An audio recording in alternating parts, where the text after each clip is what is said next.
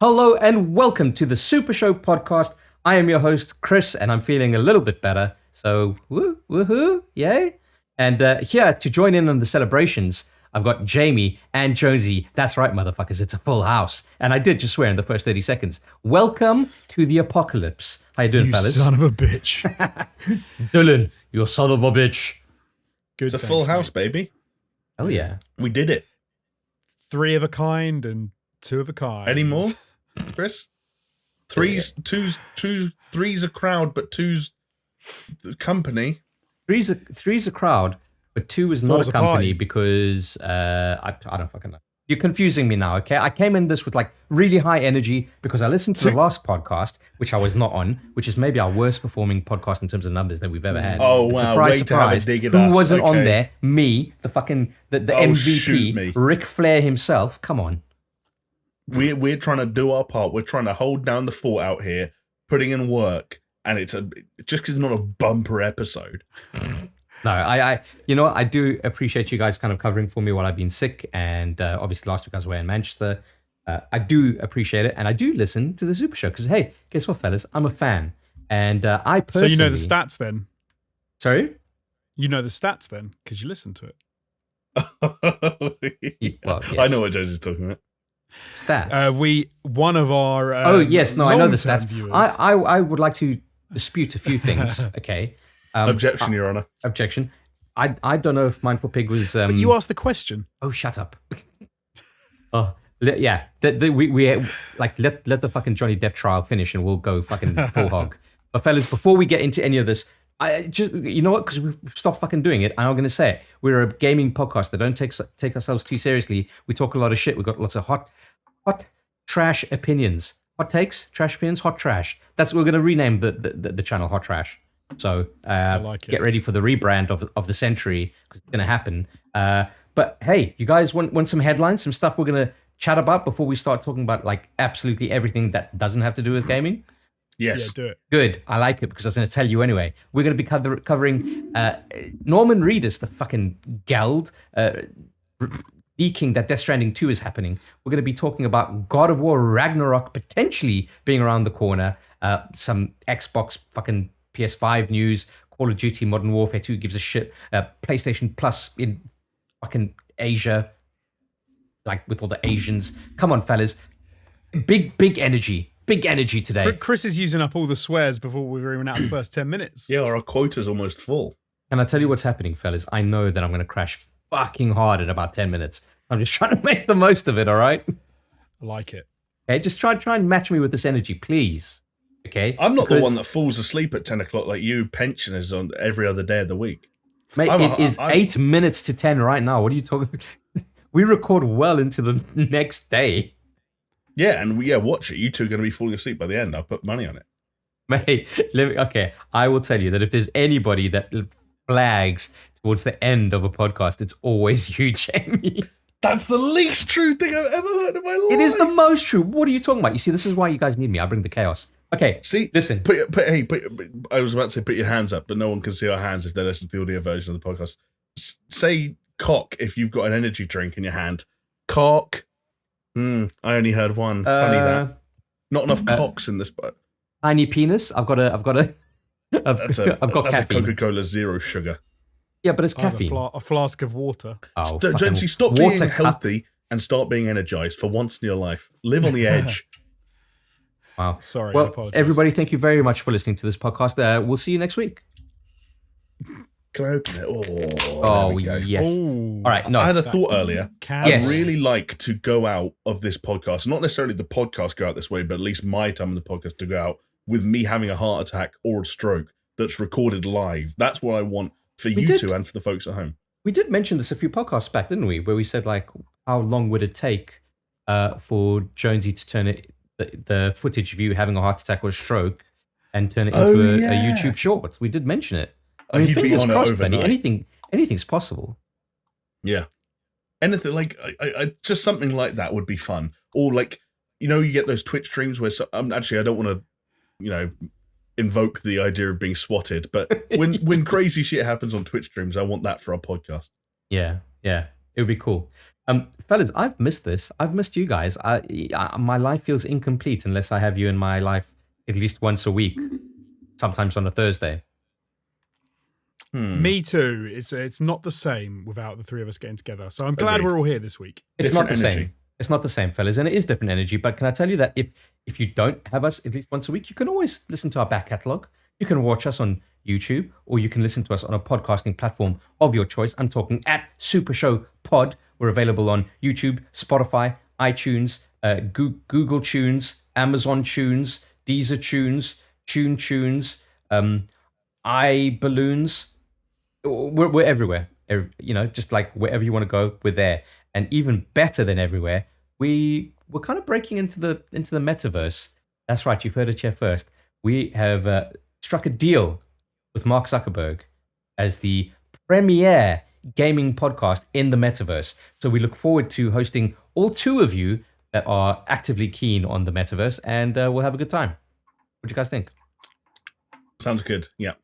I keep getting ads for that, for the metaverse. It keeps telling me, like, it's the future, it's tomorrow, like, you need to get into it. I'm like, I don't know anyone who's interested in the metaverse. Jonesy, have you seen those VR chat compilations? No, I haven't. That is the best that the metaverse can ever be, and it's not going to be that. So it makes me sad because it's the future I want. It's the future I've wanted for the last 15 years. I want to see, like, people in real, like, fakeness sitting in front of me in the VR world. It's just, unfortunately, it's not that good. It needs to get better. I think you've got to be braver in adopting the future, Jonesy. In fact, I've already taken a number of steps towards future-proofing the Super Show, one of which is I minted NFTs of, like, characters based on all three of us, and I thought it would be really fun if we were to try and create, like, a movie or a TV show that starred not us, but our NFT representations. So I just feel like nothing could possibly go wrong with that plan. I think that's a great plan. Thank you. Plan. Yeah. It's all going to play out on Web 4.0. And yeah, if everyone puts their Meta Quest 2 on, you'll actually start seeing billboards for the show appearing next week. Nice. I like it. Very good. Yeah. Also, I've changed my Twitter handle to jamie.eth or ET. I don't even know how you say that shortening, but that's my life now. Wow. Okay. Jamie going full shill over there. But you know what? While we're on the shill bandwagon, let's shill for Paisley Radio, shall we? Because we are available on Paisley Radio every week, Thursday, 10 p.m. And hey, listen to us for a pseudo live experience. Repeats on Monday at 10 p.m. Go check it out because Paisley Radio, it's the future of internet radio. But today... The future that actually makes sense. It does. I mean, I'm probably making very little sense at the moment, so I will take any win that I get from you. Oh, goodness, fellas, I have missed you, like I've said. Like, we tried to get together this month, IRL. But it was my fault. We didn't get to. I've been rubbish recently. I'm not going to lie. I've been absolutely terrible. No, we were like, hey, Jonesy, what days are good for you? Silence, crickets, tumbleweeds. Radio silence. Hey, Jonesy, pick a weekend, any weekend. There's an entire season of summer awaiting us. Silence. There is. No, it was literally like this weekend or next weekend. Pick a weekend. I'm like, oh, that's even easier. We gave you 2 fucking options. Yeah, one of them. And you chose the third option, which was nothing. I'll pick the next time we pick. I'll pick an actual option. How about that? Oh, I like it. Okay, fair enough. All right, that's the bare minimum. Okay, listen. It's my job to get this train back on track, all right? Because we're going to talk about games. Fellas, we're a gaming podcast. Did you know that? No. I've heard rumor. I had heard, yeah. Heard rumors, yes. Someone mentioned it in the comment section once and I didn't believe them. Well, you know what? Someone mentioned Super Show in an interview. And they actually mentioned that, like, they're working on Super Show 2. And I was a bit taken aback because I didn't think we were ready to let people know about Super Show 2. But it happened. And it was a bit of a strange coincidence because a similar thing happened with Norman Reedus when he was being interviewed, and he just casually mentioned that he's working on Death Stranding 2 as an early development. So, I love it when this happens. I know we complain when people put weird stuff on Twitter or in job postings, but when a celeb accidentally or like an actor accidentally drops something, I think it's hilarious. Yeah. Yeah, I just like it's such a Norman Reedus thing to do. Like, don't know. I don't know what you guys think about Norman Reedus, but I always see him as this kind of like slightly smelly guy that properly doesn't give a fuck about anything. Yep. Yeah, absolutely. I mean, we spent an entire game watching him pissing and shitting, and he did not do that. Like, he did that so fast, there's no way he washed his hands for the required amount of time after making a poo bomb. Like, you can't make a poo bomb and not wash your hands for at least 30 seconds. I'm putting my foot down. Nice. Okay. I think it's also funny because, and I don't know if this has anything to do with him being dirty or smelly, both of which I agree with, but like, the games industry, and we've seen this a lot from the kind of creator, quote unquote creator side of things. It's like it's built on NDAs basically. It's a house of cards where the cards are all NDAs. Like, no one's allowed to know anything, and everything's super top secret. And to fucking play a demo of the worst game in the history of mankind, you have to sign 15 pieces of paper and scan it and send it back to some community manager. And it's like, I like how little Norman Reedus cares or like gives a shit about any of it. Like, obviously he cares about his craft, he cares about acting, he cares about Kojima and working with the right creators, but when it comes to like respecting the process or the way the industry traditionally handles secrecy, he's like, fuck it.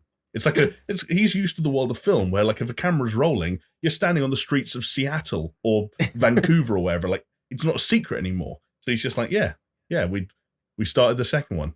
What of it? It is kind of mad. Like, we were obviously laughing in our own little WhatsApp group that we have going. But one thing that I did mention is it kind of makes me a little bit sad that Kojima's just going straight back to Death Stranding 2. Obviously, there are rumors that he's got multiple kind of like pots on the boil, with the kind of like rumored project for Xbox. And obviously, Death Stranding 2 is more than likely going to be a PlayStation exclusive. So I was just a little bit disappointed, if anything. I just feel like we've got this exceptional talent in Kojima, whether you like his games or not, he is an exceptional talent. I think that's kind of like undisputable. But then he's got, I remember when Kojima production started up and we're like, oh my God, imagine Kojima at his fucking most unleashed and unhinged and no fucking Konami telling him what to do. And he made a fucking walking simulator. Fair enough, an interesting walking simulator. But it's just kind of like, just going back to that, like, really? Yeah. Like, it's not where you thought he'd go. No, and like perfectly fine and acceptable to think as a first run in a new studio, like that's what he does, like fair. But then you almost like want to think to yourself, okay, this guy's probably got like fucking 50 million ideas bubbling around in his head that he wants to do. And now he's just making another fucking stick and rope game. Like, and it's a bit disappointed. Even beyond the stick and rope element, I remember when we used to do the early versions of the SuperShow podcast back when it was still a part of All Time Gaming. Yeah. One of the things we'd have, or at least I would personally have a lot of fun doing, was dissecting those early trailers because even if we had suspicions the whole time that it could be a walking simulator, you're looking at these trailers thinking, what are these babies for, and why is he underwater, and why is the baby inside him and giving a thumbs up, and what a beach thing, and like, what is any of this? What are the USB sticks for, and what's the scarf for? And we know the answers to all those questions now, and it's hard to imagine what a sequel to Death Stranding looks like that's able to arouse as much intrigue as that first one did. Yeah, because very much a known quantity at this point. Yeah. To be fair, Kojima could fucking take it wherever he fucking wants. But I hope he turns it upside down and does something mental, but yeah, I think the world that he's created is interesting enough, and the characters are interesting enough. Not enthralled with the gameplay aspect of it. No? What would you guys like to see in a new and improved Death Stranding 2? I mean, Josie, it was your game of the year, right? I really liked it. I thought it was very good. Did you finish it, Jonesy? I'm like. Oh, you didn't? Through. Okay, yeah. No, I like how he still says everything in the present tense. I'm like halfway through, as if this game didn't come out 3 years ago. If you followed my Twitter, you would see that I am currently finishing off old games. I will talk about one later that I finished. Yeah, this is true. I voted for Death Stranding. Did you vote for Death Stranding? I've been so out of the loop, fellas. I've been so busy. I haven't been following anything. But Jonesy, Red Dead 1, but unfortunately, sorry, Jamie. To your credit, though, Jonesy, you are doing a fucking sterling job. I would say, obviously, much better than me because I've fucking fallen off a cliff. But you're doing much better than Jamie lately as well, I reckon. Hang on, what? Finishing games. I just like completing games. Oh, No, I don't just know about because I don't talk about every game I finish, because I finish a game like probably on average every week. Yeah, that. fucking I don't- mobile I games do don't anywhere near count. that. But they're not mobile games. Mobile games, indie games that take me 2 hours while I'm on the shitter. Yes, don't get me wrong. I pad my stats a lot with indie games that take 2 hours, but that's low hanging fruit that any of us could be picking. And I don't see your guys' hands reaching up for This them. is true. But I'm saying Jonesy's really coming to, like, I was thinking about Jonesy before we get back to your point. Okay, I was thinking about what is it that's changed that we started straying further and further away from God's light and stopped talking about games as much in our podcasts. And then it occurred to me that we all of us just got really fucking busy, and we hadn't had as much time to do gaming on a more serious basis than we used to. Yeah, no, for sure. Yeah, it's harder to chat about games when you're not actively playing games. Yeah, it was nice when it was ATG and we were kind of paid to be around and manufacture content around gaming. Whereas now this is like, our after hours shindig. I still get to think about games at work, luckily, but I still have to keep some of it to the lunch break. Yeah. Or an incognito browser, which I hope they're not tracking. If they are, people will find out very quickly on this podcast because I'll be unemployed again. Nice. Sorry, Jonesy, go ahead. Death Stranding. I think it's going to be really hard to make like a sequel to Death Stranding that's actually going to grab a lot of people, because the problem with Death Stranding was it was a cool game. I enjoyed it. I thought it looked very good. I don't think it was a walking simulator. I didn't think it was boring. It was long, which is why I stopped about halfway through after about 25 hours. But I struggle to see where it goes with a sequel that's going to grab any new players. I feel like if you've played the first one and you enjoyed it, you'll get the second one, but it's going to be a diminishing return for, and then most people who didn't play the first one, they're not suddenly going to go, oh, do you know what I really wish I had played was Death Stranding? Like, they've already made their minds up. So it's surprising, I think, that he's gone back. I do have a bit of a scoop for you fellas, because I was on a Zoom call. Okay, you know how sometimes you can just enter in random kind of like Zoom meetings and passwords and stuff, and you just kind of like pop up on like teachers and whatever. Like Too Mad does it all the time, etc.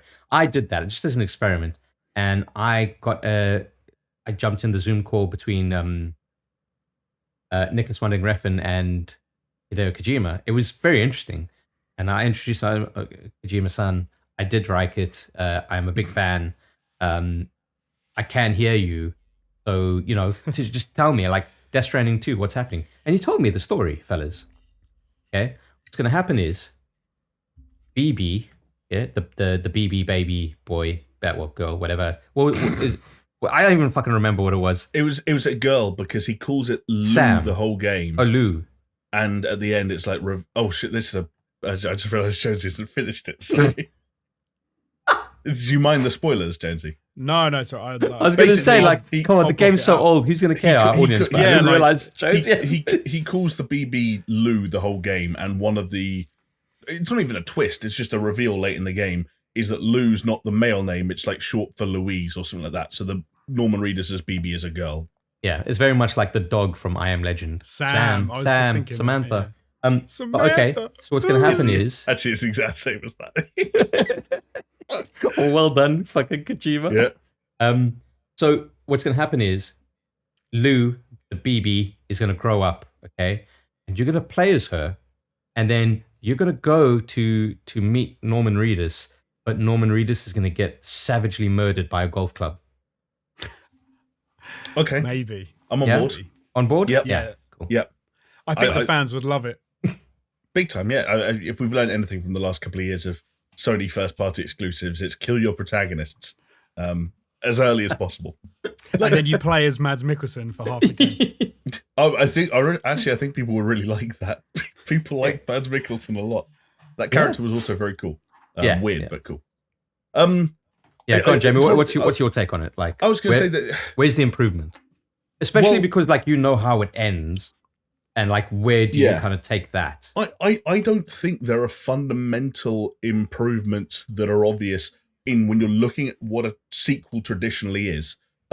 And I want to loop back around to that by making the observation. Like, I think this goes one of two ways, and it's easy to look at it. And I feel like the question kind of implied the more sort of pessimistic outlook, which is that is Kojima kind of doing as weird as this sounds, given that Death Stranding is weird and artsy, a kind of a one for them, one for me, Martin Scorsese kind of thing, where Death Stranding, for as odd as it is, actually did prove that it makes bank and you can sell, close to 10 million copies, and there is an appeal there. And as such, whether it's Sony and PlayStation or whether it's 505 Games, someone's like, yeah, like, here's the money, no problem. And that's what allows him to go and do something mental with Xbox and whatever that cloud-based game ends up being. Is it that? Which would be a bit of a bummer, because that suggests that all of a sudden Death Stranding has gone from being this really weird fringe video game to being the money maker for Kojima, which sounds boring. Or is this something that genuinely he has an idea and a direction for, which then kind of goes back to the question you originally asked me, Chris. What I hope is the case here is that, like, Kojima made a lot of very interesting one-off games earlier on in his career, whether it's like Snatcher or Boktai and all that kind of stuff. When he finally decided to make not just a sequel, but a bunch of different sequels to one series that ended up defining his career, he did it for a good reason. And I think when you look at especially when you go from Metal Gear Solids 1 through 4, and I think most people would add 5 in there as well. You're like, okay, Kojima doesn't make sequels for no reason. And he finds, for gameplay and narrative purposes, he finds so many different ways to make it justify its existence. Yeah. And I think with Death Stranding, what we saw in those jumps from MGS 1 to 2 to 3 to 4 is, while there might be interconnecting characters and plot lines, if he needs to jump 500 years into the future to find a story or a mechanic or whatever it is, he'll do it. And I hope that's what we see. Yeah.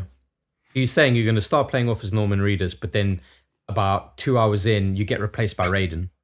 I mean, again, he will find reasons to do things, and he'll bring back, he'll take whatever he wants to say and whatever war he wants to comment on, and he'll work some weird story around it, and why not? Oh yeah, and it probably will have a really old or a really young character from Death Stranding 1 in it, and that's cool. What is the kind of hype level here for you guys in terms of Death Stranding 2? I don't have much hype for it, if I'm being honest. Like I still want to finish the first one. I enjoyed that game on loads of levels, but there's nothing that's like I really want to play a sequel to this. Like it's like a slow burner for me. Like I really enjoyed so much of it. Again, like I said, it's not one that I want to rush out and grab a sequel to like next year or something. Yeah, just give it 5 years. Just make something else, man. That's my opinion. See, I'm more optimistic. Like, if we get a fucking State of Play this summer and there's a Death Stranding 2 logo, I come in at a hard 8 out of 10 on the excitometer. On the erection meter. Yeah, exactly. Like, I'm a full 8 out of 10 firm mast. But the caveat there is that is knowingly me going in with a naive, blind faith in Kojima to do something interesting. And I use the word interesting, not the word good. And also with the caveat, and I wonder if this is kind of what is on Jonesy's mind as well, which is, if by the time we get to see gameplay, Norman Reedus or a character that is remarkably similar to Norman Reedus is walking around Iceland-looking environments and delivering packages, I'll go, okay. Yeah. I don't need to do that much more of that. Death Stranding 2 is that he visits Europe and he does the exact same thing. No, Death Stranding 2 is every single person called up and said their product is faulty, so it's you going back to collect the package and taking it back to the depot. Oh no! It's Death Stranding 2, loads the returns. Yeah, returns policy. The funny thing was about Death Stranding was like a lot of people said, "Oh, it's a walking simulator. You're delivering stuff," but the game actually opened up massively from that point. Like the amount where you were like building roads and driving cars and trucks and all sorts of crazy stuff. Like it massively opened up. So there's a lot of areas you could go with it. Even like the updates and stuff we've seen where you can jump the bike over a gorge and like you can do all this cool stuff. You can have like the cannon things that totally launch. Cool. Yeah. Like there's a lot of almost like, So I'm not going to say Minecrafty like, but there's a lot of scope for change from what it was originally. Almost like more like No Man's Sky or something like that. When it came out to like what it became, is quite a long way. So it could be really different with 2. The second installment could be massively different. Yeah, just get some actual gameplay in there and be on to a winner. Ooh. Okay. Yeah, yikes. I mean, fine. To each his own. I fell off Death Stranding very hard, so I don't really have much to say about it because I didn't get to those further stages with the like more involved gameplay at least. So just take me for my hot takes and trash opinions where you will. Speaking about hot takes and trash opinions, and unfortunately, there's a culprit amongst us who maybe has got the worst hot take and the trashest opinions that not just we've heard, but clearly our audience as well. And it struck a chord, particularly with one of our viewers, Colin Few, who I seem to remember from ATG days. Colin says, most of the time I either agree with Jonesy's hot takes or at least get what he's trying to say, but I cannot get on board with the Skyrim comments. Did you play the game, man? I did. I played a lot of Skyrim. So go on, Jonesy, refresh us. What were you trash talking one of the best games ever made? I think, if I remember rightly, I was talking about how open world specifically, but I was saying I think I said Skyrim had like a pretty but kind of boring open world, if I remember rightly. Well, if it was from last week, you were saying how it was simple and not a lot of effort. And you implied that. You implied that like Techland making a open world RPG with a fantasy setting was like a regression from Dying Light 2 because fantasy settings are more simple and like building block RPGs, and use Skyrim as your frame of reference. But wasn't that when I was wasn't that in the conversation when I ended up saying that it was like the compound simplicity that made for a good thing? Yes. To be fair, you did bring it back around, but no, but I was wrong in I wasn't trying to suggest that like Skyrim wasn't a good open world. What I meant, I was trying to say that built simplicity and like multi-layered simplicity can breed a very good world, a very good game, very good open world. But I think the way that I framed Skyrim was to say that it wasn't very good and was a bit simplistic, but I didn't necessarily mean that. It was late, I was tired, give me a break. Hey, it was no Elden Ring, all right. It at least had other stuff going on, so there you go. Wow, Jesus Christ. Hey, well. What, you mean just like boss fights followed by boss fights followed by boss fights followed by boss fights? Yeah. Hashtag not my open world. Yeah. Wow. Chris, thoughts? Get a life for both of you. We've got to get a little bit of Elden Ring slander now that you're back on the pod. I mean, that's fair. Got to slag it off a little bit. Yeah. I mean, no, I've said it before. If people who say, "Oh, it's not like Dark Souls in an open world," like shut the fuck up. It's a Dark Souls in an open world. Just get over it. There's just more mechanics. What had a better open world, Chris? What had a better open world, Rage 2 or Elden Ring? Oh, Rage 2, mate, all day long, like driving. Yeah, until you can in mod the a monster desert with truck nothing happening. into Elden Ring. Hell yeah, I'm all about it. No, man, listen. As much as I can kind of put up my hands up and say the gameplay in Death Stranding 2 is shit, but then at the same time say like, well, maybe I don't really know what I'm talking about. You guys can't talk anything about Elden Ring until you're in it, okay? It's fair. I would make the argument that we have had far more comparable experiences to Elden Ring than you have to Death Stranding. No, because I've actually played Death Stranding. You guys have not played Elden Ring. But you haven't played the sweet spot of Death. Okay, yeah, fair enough. Yeah. I still think the parts of Death Stranding. I spent like 4 hours of my life watching the cutscenes on YouTube. True, you did. That's actually one thing you did. You know the story. So you'd only done 0.2% of the game. Yeah, exactly. And if you ask me, I did the big brain maneuver. Didn't waste my fucking life. Video games always better as movies. That's the bottom line. Just admit it, people. No, series. You just got to get whatever those dudes that are doing an excellent job on the Halo series to just take care of whatever gaming thing you want to do, and it'll be good, right, fellas? Yeah. Just get your favorite character to just bone everyone. Elden Ring, the series, the Tarnish finally loses his virginity. Fucking hell. I haven't seen a single fucking thing about the like actual show of Halo. Have you guys had a look at any of it? No, I've just heard people get annoyed about it because he took his helmet off. It's rubbish. Although I did see something that said the first good episode of Halo. What, now that it's coming to the end of the fucking series? Apparently there was one good episode, but I haven't watched any of it, so I can't comment. There was a clip from a fight scene that was doing the rounds inside the last week or two, and it was not good. Wow.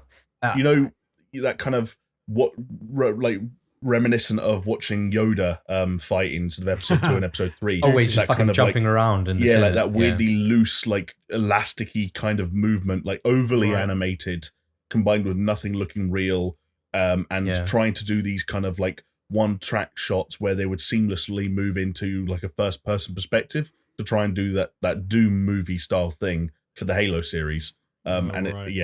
It just didn't work. I'll see if I can find the clip for you guys after we've recorded. Because that'd be good. It's fascinating. For me, it was DOA because obviously my man Neil Blomkamp wasn't involved anymore. So fuck that shit. Yeah, don't want to hear it. You had the perfect man for that job, and it wasn't Master Chief. What's Neil it was Neil doing? Blomkamp. Neil Blomkamp. I believe he's Chappie too. The Chappie. I believe there is development on District 9 recently. District 10. And I also believe that he is. I don't remember his exact position, but he's like a creative consultant on some game company. Okay, that makes sense. He was always kind of interested in that sort of thing. Yeah. It also. Oh, okay, no, I'm mistaken. Never mind. That's fine. I will never mind. You never mind. All right. But come on, Jonesy. Like Skyrim, Stone Cold classic. You can't deny it. No, I'm not. It was a fantastic game. I really enjoyed it. But I think what I was trying to say, I wasn't trying to slag off its open world. I was just trying to say that simplicity. Because I think a lot of the problems that I have with open world is they try and make them overly complicated. And if you try and not just open world games in general, they try and go for like, we're going to design something really complex. And then you end up with something which is kind of crappy because it's hard to just design something that complex. But actually, instead of designing something complex, what often is the best games is when it's just like layered simplicity. And you have relatively simple things, concepts that are just sort of stacked on top of one another. And by the end of it, you have this insanely complex world, which is fantastic, but is very, very simple in, it's each individual part. And that I think is the best way to make games. And I think the problem with games these days where they sometimes fail, like Dying Light 2, like maybe even Cyberpunk to some degree, or not fail, but cause problems, is they try and make something insanely complicated from the outset. Overly ambitious, Overly ambitious, and then you kind of fail to get where you want to go, whereas if you just sort of built something simple and just built it up. And I think Skyrim is definitely one of those. It seems like that anyway. It's like relatively simple, like standard fare that they've then pumped into a big open world, and it breeds like a. I don't know if I fully agree with that sentiment, Jones. I get what you're trying to say, but I'm right up with you, and then you just start using all the wrong words out of nowhere. No, because it's quite a simple. Like the basis of it is like, small village, town, whatever, faction. It's all like typical stuff. There's nothing that you kind of weren't expecting, but then you tie the writing together with the cool, like the graphics and how fun that game was to play and the different things you put together, and all that simplicity breeds a fantastic game. I don't know, man, because you could using like console commands just spawn 100 wheels of cheese to roll down a mountain. That seems pretty fucking complex to me, Alex Jones. It is not complex. That game, I have a really weird thing that one of the problems. Do you guys ever do this? Is where you accidentally see behind the curtain of a game, and it suddenly has, and it just loses, like, its attraction. Like, so I did this with Doom, the most recent Doom, which I shouldn't have done. I don't know how. It was almost like a by accident thing. Yes, it's almost, if you watch like a horror film, for example, and you know the tropes in horror films, and you know what they do, and you know how they get you on board, and you know how they scare you, and how they work, and all this sort of stuff. You accidentally see like how the sausage is made, or you see behind the curtain, and then it's not scary anymore, and you don't really enjoy the film in the same way. That happened to me when we were playing Outlast 2 on ATG streams. Remember, I was like, guys, I like no point to any of this. I'm not like, there's no consequence to anything that we do, and I just lost all fear for that game. Remember? Right, and then you kind of because you've realised that you have a different experience. Yeah. Right, so I did that to myself. I did that to myself with Doom, whereby I could see, it was a really weird thing where I was like looking at the map and I was playing the game, whatever, and I could suddenly just see, oh, this is the whole game is laid out like this, and it seems very like old school in how this whole thing is, and I just didn't have as good an experience with it anymore because it felt too. It's really hard to describe. It was like a weird thing that I did by accident, and I always think that games. But what did you understand about Doom Eternal? At the moment, Chris's example makes about 56 times more sense than yours. Yeah, so just for context, okay, for people that don't quite remember, hold on. With Outlast 2, I realized that their checkpoint system was so fucking forgiving that it didn't matter if you got caught at all, and all of a sudden, all like the stakes were disappeared, dissolved, dissipated, whatever you want to say, and there was no point to any of it. There was no loss of anything. There wasn't a loss of resource or a game over or anything. It was just kind of like, yeah, well, you're back to exactly 5 seconds from when you were before that. It's like, yeah, all right, fine, I'm not scared anymore. Like, fuck it. So I obviously I didn't have that. Well, like Doom's obviously not the same game, but I had a moment where I think I was trying to do something in a level, and I was looking at the map and I was trying to like, oh, how do I get to this certain thing? And I realized that if you kind of looked at the map in a certain way, you could basically see the entirety of the level laid out and how you get to secrets and how you do da. And it gave me a really weird thing where I suddenly was looking at the game as a game too much and I wasn't enjoying it for the experience. And it was my own fault. It's not bad game design. It was literally like me looking behind the curtain. Do you know what I just picture Jonesy doing? Fucking going in his chair like this. And then Jamie turning to me and saying, "What's going on?" And I turn to Jamie and say, "He's beginning to believe." There's a weird thing if you don't do this because I don't understand. I know, which is fair enough because I suppose you have to have the experience to understand. But okay, for example, never listen to like a song and then listen to the singer breathe, because you'll ruin the entire song for yourself. That's fair. That's fair. You didn't. But what's video game breathing? So, for example, when you're playing the game, breathing. When you're playing the game, when you're playing a video game, right? Don't just play the game and enjoy it for what it is. Just try and like look past it, almost as if you were designing a game and you're looking at how the levels laid out, where the enemies are. Try to look behind the curtain, and you'll ruin stuff for yourself because you'll suddenly realize like the mechanics of the game and how something works, and it just loses a lot of the majesty behind the design process. I kind of get the sentiment, but I just don't understand what it is about Doom that doesn't you. Like, So the point with this, so what happened with me with Doom was, because it was a simple game anyway, and the level design and the way they made that game was like almost old school. It was quite an old school. The amount of games that Jonesy has described as simple so far, even just in this one podcast, yeah, fucking Skyrim, Doom Eternal. There's no such thing as a simple video game. Yes, there is. Yes, there are. A lot of them are insanely simple. But yes, simple.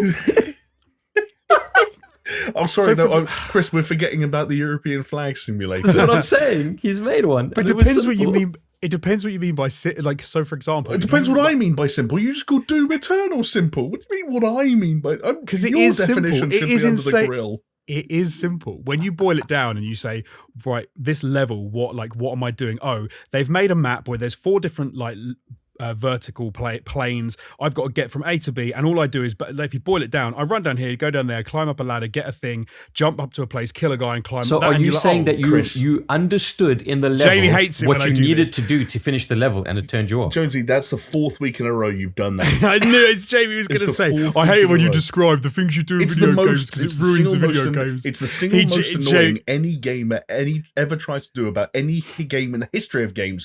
Just when they either don't like it or they don't get it. It's to be no, I liked it. I liked Doom. About any piece of media, about any craft on planet Earth. Because flying planes is just a question of putting a hand around a joystick and making sure you don't hit the ocean. I mean, you have to make the plane first, which is quite complicated. Jesus. But yeah. Oh, God. No. Do you know how you perform open heart surgery, Jonesy? Just open up the chest. Yeah, open up the heart, do the thing you need to do, close it up. If they don't die, game's over. You don't open the up point the is, heart. Do you know what? I realised open heart surgery, Chris, was simple when I had this weird out of body moment, and all of a sudden I saw the heart in 4 planes, and I realised if I just make an incision here, put this valve over here, unblock this valve, put a stitch over here, and That it's just. I realised it was just compound simplicity. I've got simplicity of open heart surgery. I've got a good example for you, and it's something I talked about last week, and it's one of the reasons I didn't like it as much as I would have done. So Jedi Fallen Order, which uses the Dark Souls-esque way of doing stuff, and when you heal up or whatever, you go to a shrine or you meditate, your enemies respawn. I've finished Fallen Order this week, and when you like meditate in the same place a few times and you see the same enemies do exactly the same things every time, that's what I mean by like you kind of see behind the curtain a bit, and it ruins some of that. And when I say that's an example that makes a little bit more sense than what you're trying to describe. No, because I'd literally have to show you the level in Doom I was playing and how it played out. Like, because I really enjoyed Doom Eternal. I thought it was very good, but I ruined it for myself, is what I was saying. Okay, but. Some aspects in games, I think, and I know it annoys Jamie, but when you deconstruct games, I think the difference between a rubbish game that is easily deconstructed and a really incredible game is the way that they hide the simplicity of how the game is made, because you don't see. I know that's Jamie hates it because it's the man behind the curtain, like.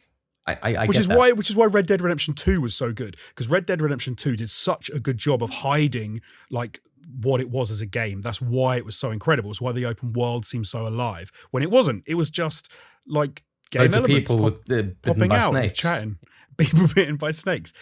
But that is the difference for me. Oh, hold on. Okay, how the hell did we get onto this? Because I slagged off Skyrim. Oh yeah, I forgot. Yes, let this be a lesson to you, Alex Jones. Don't slag off Skyrim. Jamie, if you would indulge us in being Judge, Judy, and executioner for today, okay? I like how you're trusting me to be impartial after I've raised my voice, but thank you. Okay, so because I too fell off quite hard on Doom Eternal, but and maybe for conceptually similar reasons to what Jonesy is talking about. And what turned me off, I know that you felt, but probably didn't dissuade you to carry on. But for me, the thing that made me kind of like jump off of Doom Eternal was the fact that there was too much emphasis on almost like a resource management in such a fast-paced game, in terms of I need to kill these people with this thing to get this ammo, to do this, to do that, and it was just like such this like massive fucking cyclical thing that I had to kind of keep my eye on and keep my thoughts on. That mixed with like really fucking ham-fisting in platforming on a first-person shooter, which was baffling to me. Especially baffling to Jonesy, because I saw that clip where he just couldn't get on the one platform and he must have died like 60 times. But what I want you to do now is take those two ideas, because, you know, effectively what I'm saying is I understood the design terms of the game in terms of the resource management that they wanted you to do, and the different kind of like enemy types and how they tie into that. And that's what put me off. Compare it to what Jonesy is talking about, if you can kind of pass what he's trying to explain. He can't, because I said it was a personal experience that I did it to myself. How can he possibly know? Alex Jones. He wasn't there. And it was a good game. Who is more justified in falling off? I don't think you're going to like my answer. He's going to say none of us. No, I think you're both equally as justified, because I don't think falling off video games requires justification. Because hallelujah, that's fair. At the end of the day, I think whilst I don't, as Jonesy just acknowledged, I don't really understand his perspective, and he had a very personal reaction to Doom Eternal that I didn't have. I think that's what, like, we also got to remember that when you're not being reductive and you're taking video games at surface level, it's the exact same as like listening to a song or watching a movie. And there's a reason some people are going to love it, some people are going to hate it. And when games ask as much of your time and your commitment and your concentration as they do, like I'm not about the idea of like justifying why someone stops playing something, because so I don't understand Jonesy's, but you're both as justified as each other. I do understand Jonesy in theory. Like when you mentioned the music thing, Jonesy, you point out the singer's breaths and how you listen to that. It can kind of be like your weird peek behind the curtain, and you can almost get this otherworldly, third person perspective on everything. Exactly. And like I get that, and it happens with instrumentals too, right? Or the other way around, where you listen to the a cappella version of a track, or you listen to the instrumental, and you kind of like break things down to its components in a way that was never meant to be seen. And I think that can happen on another level on video games where there's the components of like the levels and the level design and the the enemies and the things that items that populate a level. And then there's when you start to see mechanics or like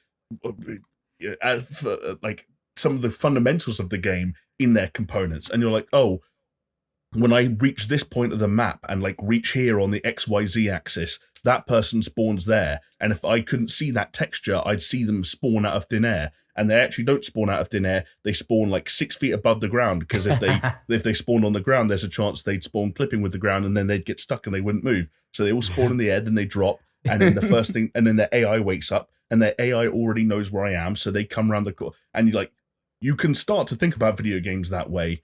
I just recommend people don't, I guess is what I'm saying. I think if you're speedrunners, think of games that way, because that's how they break down games to the component parts, to see them as like challenges to overcome. And you overcome these challenges by breaking them down bit by bit and understanding how you can game the system on each and every one of those. That's not what I'm trying to do as someone who wants to play games for entertainment. I'm not suggesting that's you tried to do that with Doom. It incidentally happened and it ruined the experience.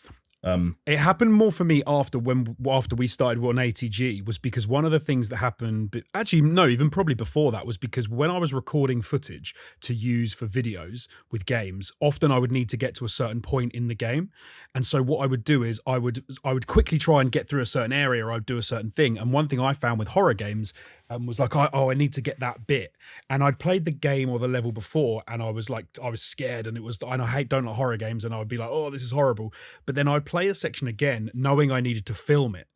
And so what I would do is I would just play the section through, and suddenly it would not be scary at all, because I was like, oh, this is going to jump scare, this is going to happen, I need to go over there. I you're not playing a game, you're working. Exactly, you're working. And so one of the things that happened to me, and I think this has then traveled over into like just playing games in my own time, is for some reason, sometimes it kind of happens to me that I accidentally look on it as like, I'm just trying to get through this. And some games seem to have an easier sense of me seeing that. Like, so Death Stranding is a great example, because Death Stranding, I found like some of that was just almost like played for emotion perfectly.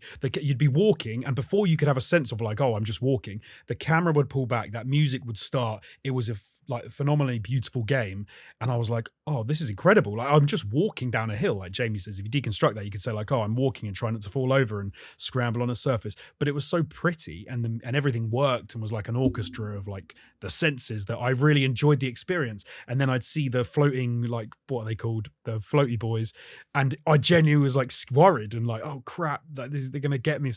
And I'd never found myself going, oh, this is just a walking here and this is just a doing that. Like, I didn't have that at all with Death Stranding.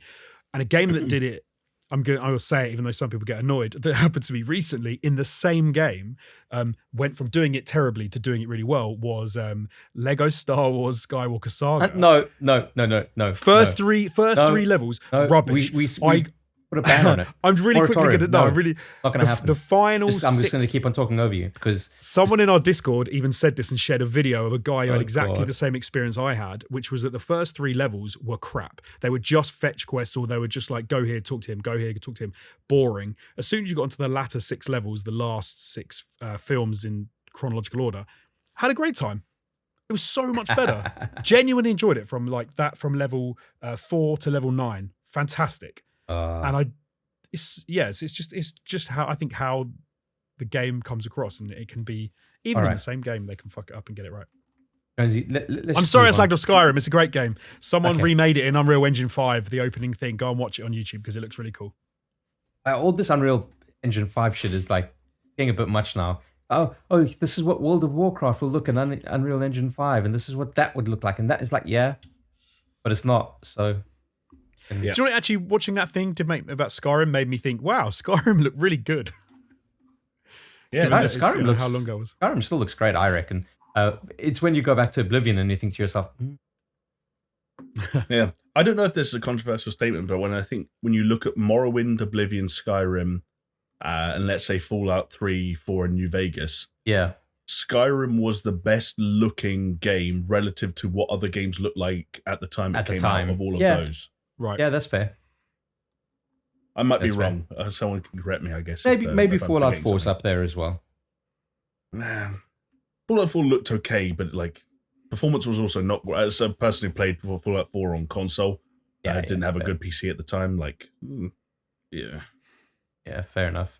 Well, anyway, as we're going through all of that, I was thinking like, this is a great place for a segue. This is a great place for a segue. And Jonesy then started talking about Lego fucking Star Wars. So I was super quick. Okay, well, Jonesy, from you being super quick to me being super quick as well, mentioning our patrons, because that's about the only segue that I can manage at this point.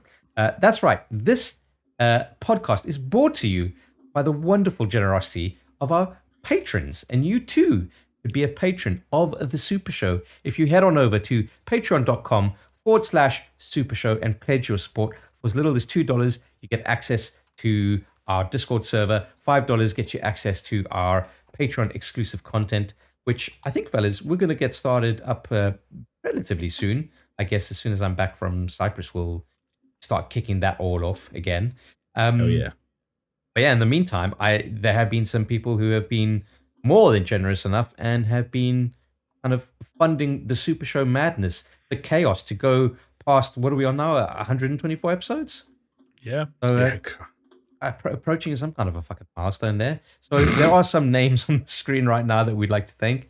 And of course, we're going to shout out some very special people. I am, of course, talking about Aaron Cameron, Athletic Gravy, Bill Caesar, Brimstone, Paul K, Helium Joker, I Snort Rock Salt, Jesper Camdal Nielsen, Leo Merger, Mindful Pig, Mr. Anthropic, Nathan Piers, oh God, Neil, Ugeld's Dream of Prosthetic Moustaches, Daniel, Pastors Guild, Scary Omen, Starfall Kid, and the Ballless Beauty, the Gorgeous Gelding, the Yummy Eunuch, the one and only Mark Clancy. And then, fellas, we've got the big boy, guys that make me wake up at least 6 days out of the week with heavy erections. I am, of course, talking about Brett Z, aka Shellshock, Doppler, Geometric Potter, Hacksaw Book Reed, Manuel Guerrero, Peaswad, and Magni May Your Cock Never Burn Mickelson. I don't care if I've done it wrong. I love you either which way. One and all, thank you so much for supporting the Super Show. What more is there to be said, fellas? What wonderful people. I've never heard a better list of... Not since Schindler's List has there been a better list of names. Diamonds in the rough. Wow. Hey, rivers in the stream. Let's fucking go. Right, fellas, well, moving on from this, I want to hear what you guys have been up to, because it's been a hot minute, okay? I know I've missed only a week, but I missed a week before that and possibly a week before that. And I want to hear what you have been up to. Jonesy, let's start with you. All right, I'll try and rattle through it. I finally Lego finished Star Jedi Wars, go fuck yourself. No, I'm not going to mention that. Chris, have you ever heard about how this bizarre thing happened? The first 3 episodes... I start... Sorry, JT. No, a different Star Wars thing. Jedi Fallen Order. On my Star Wars kick at the moment, I decided that I needed more Star Wars and I wanted a more authentic Star Wars experience than some bit more Lego, and that's finished now. So I thought I would put a fork in Jedi Fallen Order because I hadn't actually finished it. I did the typical thing. I do this so often, right, with games, is that I thought I was like halfway through. Turned out I was basically like 3/4 or even like 5/6 of the way through. Nice. And so, hop back on it. And I think I'd finished it in 2 days. Oh, wow. Okay. Good work. Yes. And don't you feel that that's the symptoms of like kind of like Metroidvania sometimes, where it's like, because they would have a progress bar on the worlds that you're visiting in Jedi Fallen Order. It's like, you've only done 14% of this world. Right. And that's what kind of like put me off. But in actual fact, to finish the game, you only need to complete those worlds at like 30 to 45%. I was also trying to... optional. Yeah, absolutely. But I was also trying to play it like not like a Metroidvania. So I was trying to almost play it more linearly and not necessarily run around and try and find everything. But when I went back, I decided, no, I should play it in a kind of more Metroidvania way. So I did go and get some secrets. I did go and get some unlockables. And it did make a massive difference because you get like extra stims and you get extra health and you get extra like force powers, etc. And it made a big difference to like boss fights and stuff like that. So I think I had like I think I had 3 bosses to do. And I will say, like the end of that, where you sort of, I'm going to spoil it in case anyone out there is going to play it. I don't know if they're going to play it now. Maybe it's like for sale or something on the thingy PlayStation Store. So, but when you get to the end of that game, which I had heard but I hadn't played, obviously, is you face Darth Vader, and I got to that point, and I was kind of like, and I enjoyed the whole last level where you're running around in, the like Empire's tunnels, and there's stormtroopers everywhere, and they sort of flood you with stormtroopers. I thought that was wicked. I was like, oh, this is actually really cool. Like they've done what I wanted them to do with the rest of the game, is keep it super Star Wars. Then you sort of face Darth Vader, and I thought, oh, they're going to make me face Darth Vader. He's this uber baddie, and I'm going to have a silly boss fight where it gets to the point where, I almost kill him and then I don't and whatever. But it didn't do that at all. It went completely left field on me and just had this fantastic ending that I really enjoyed and had gravitas and worked completely for me, and I thought it was very, very cool. Really enjoyed it, and so now I'm probably looking forward to the sequel more than I was by like a factor of 10. Yeah, judging very cool. Judging by our luck, I was saying to the fellas before we started recording that the Star Wars celebration has kicked off as we're recording this, and they've already announced like a bunch of stuff. They haven't announced a sequel to Jedi Fallen Order yet, and I said like fucking Murphy's Law. As soon as we stop recording of this podcast and check Twitter, it'll be there. And I'll be like, yep, oh, missed that one. Yeah, well, hopefully next week we can talk about this. Hopefully, I mean, there's all possibility that it might not be mentioned. So who knows? I know Jamie's trawling Twitter now. I'm looking at all we've got so far is and they've got this was Andor. They've got the Skeleton Crew. Yeah, and Mando season 3. Yeah. Okay. And then it looks like there might be some other Lucas stuff going on there because there's a trailer for the new Willow film and a first look at Indiana Jones 5. Oh wow! Yeah, that was terrific, Jonesy. One more time for the people in the back. Willow.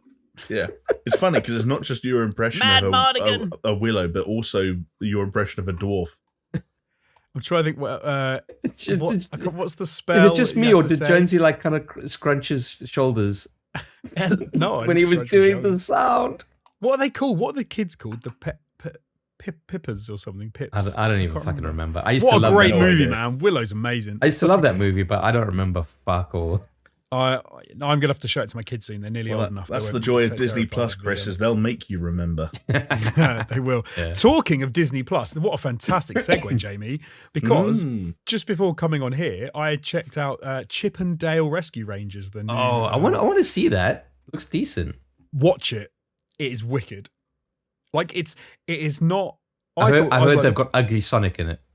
They have got Ugly Sonic. I've seen that scene. That's great. Yeah, that there alone. I've always been a fan of Chip and Dale, but that alone would make me want to watch it anyway. There are so many fun little things that you, as someone who was born in the decade when they kind of were born in the movies. They're like from the 80s. Like they went to school in the 80s, and then they sort of grow up, and so they're now supposed to be, I guess, in their like 30s, and they're not the Rescue Rangers anymore. And it's kind of a weird Who Framed Roger Rabbit thing where it's cartoon, CGI, and live action, and it's all like mixed together. But they're actors. They played Chip and Dale in the Chip and Dale Rescue Rangers TV show. Nice. But watching it with the kids, like who are then watching it as a fun Disney thing. My wife and I were watching it as a completely different level, but with little callbacks to things and little in jokes that you'd get if you were from the era who actually watched Chip and Dale Rescue Rangers when it was originally on the TV. And there was a lot of fun things. And then there was some more modern stuff like Ugly Sonic, which is a great scene, like really funny.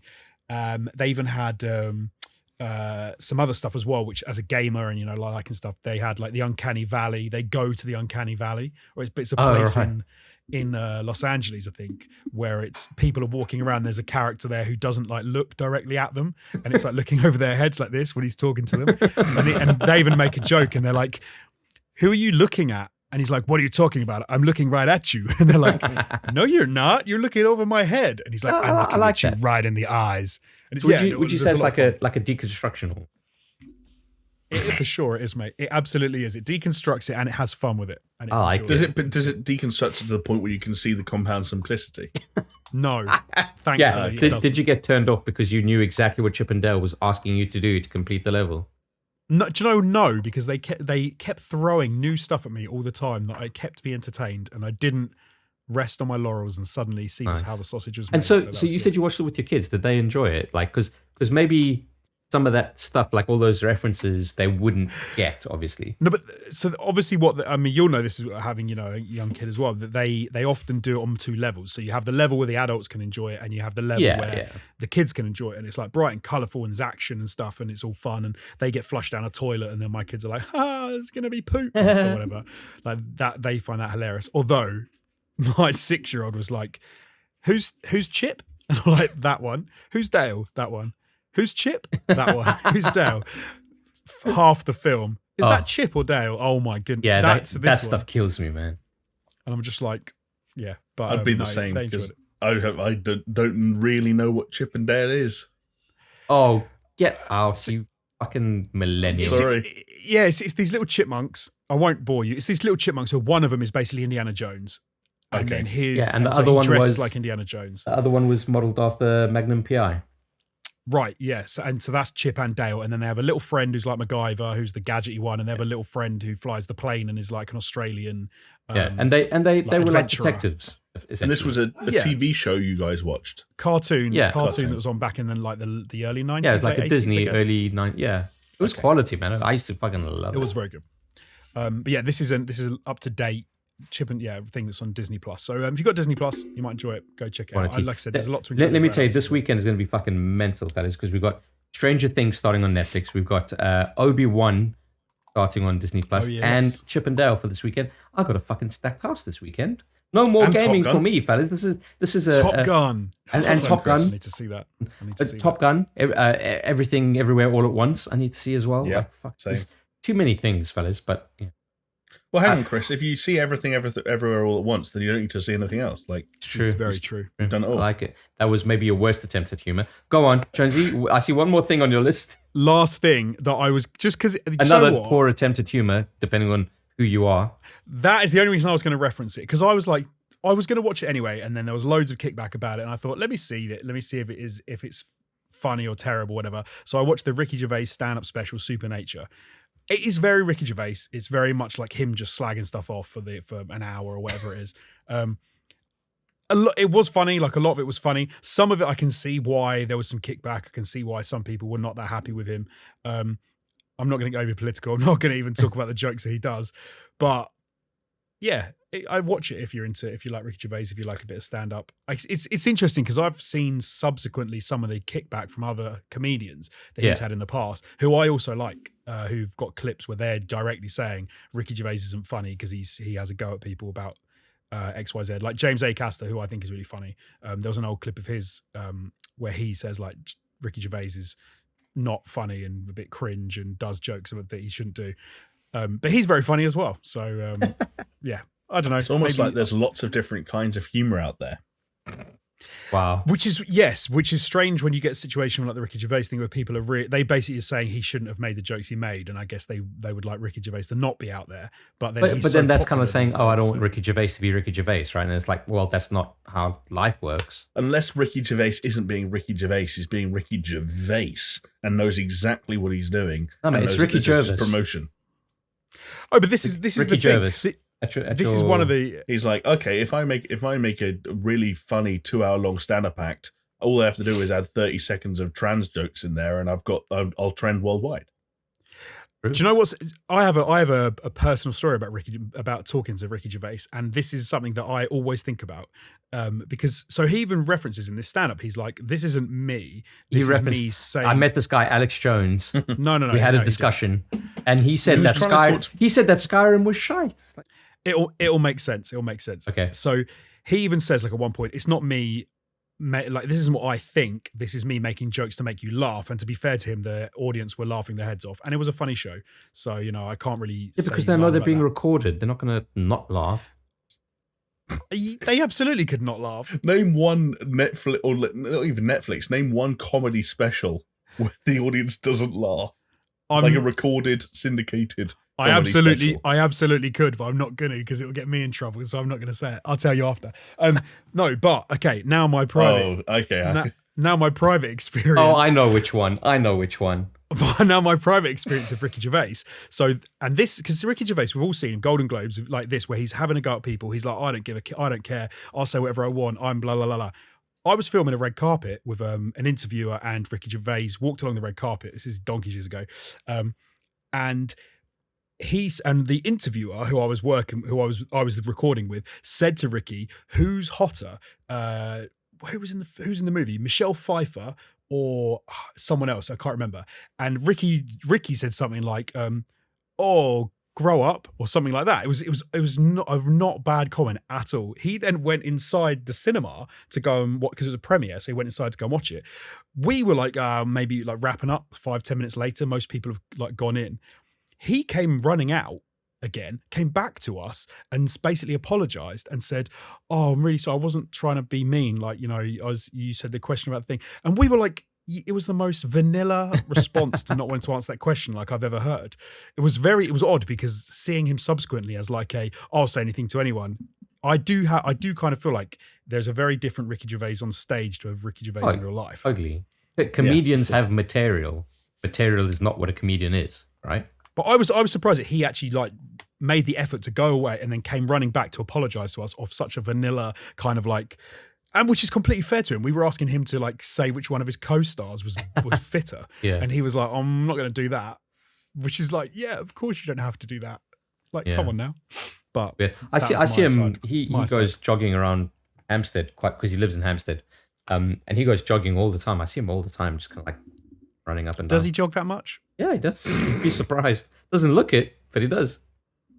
See, right, that was Jonesy, the comedian, with his material. Does Jonesy actively hate fat people? No, he records a podcast with me, but it was just the material. Hold on. Because that's kind of like, I'm not racist. I've got black friends.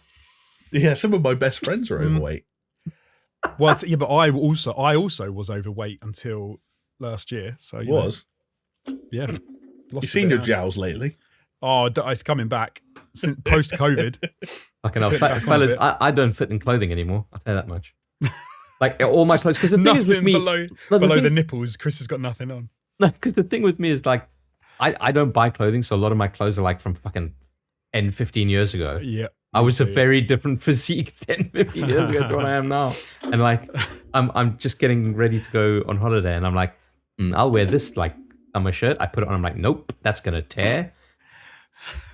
Oh, in my head now, you're just walking around your house with jeans and a polo shirt that don't fit, and there's just this pot belly sticking out the front, and everything's undone, and it's just all spilling out. There was this movie. What was it? Like, you became Shallow Hell. I don't that. Yeah, sure. No, it was. No, there was this one thing where the whole premise was he didn't fit in any of his clothes.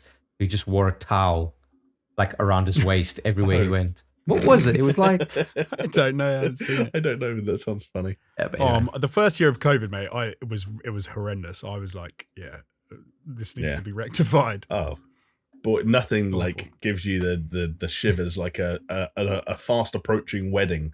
And as someone who's attending one in less than a month, I'm like, let's see how that jacket fits. And you're like, it doesn't feel right. Why doesn't it feel right? Yeah.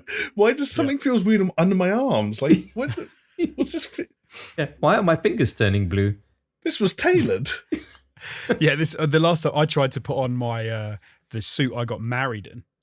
So I'd like tried pulling the trousers on. I'm like, have they shrunk in the wardrobe? Like I've not worn it for 7 years or 8 years. I love that. What's going on here? Anyway, let's move on. Jamie, what have you been playing, buddy?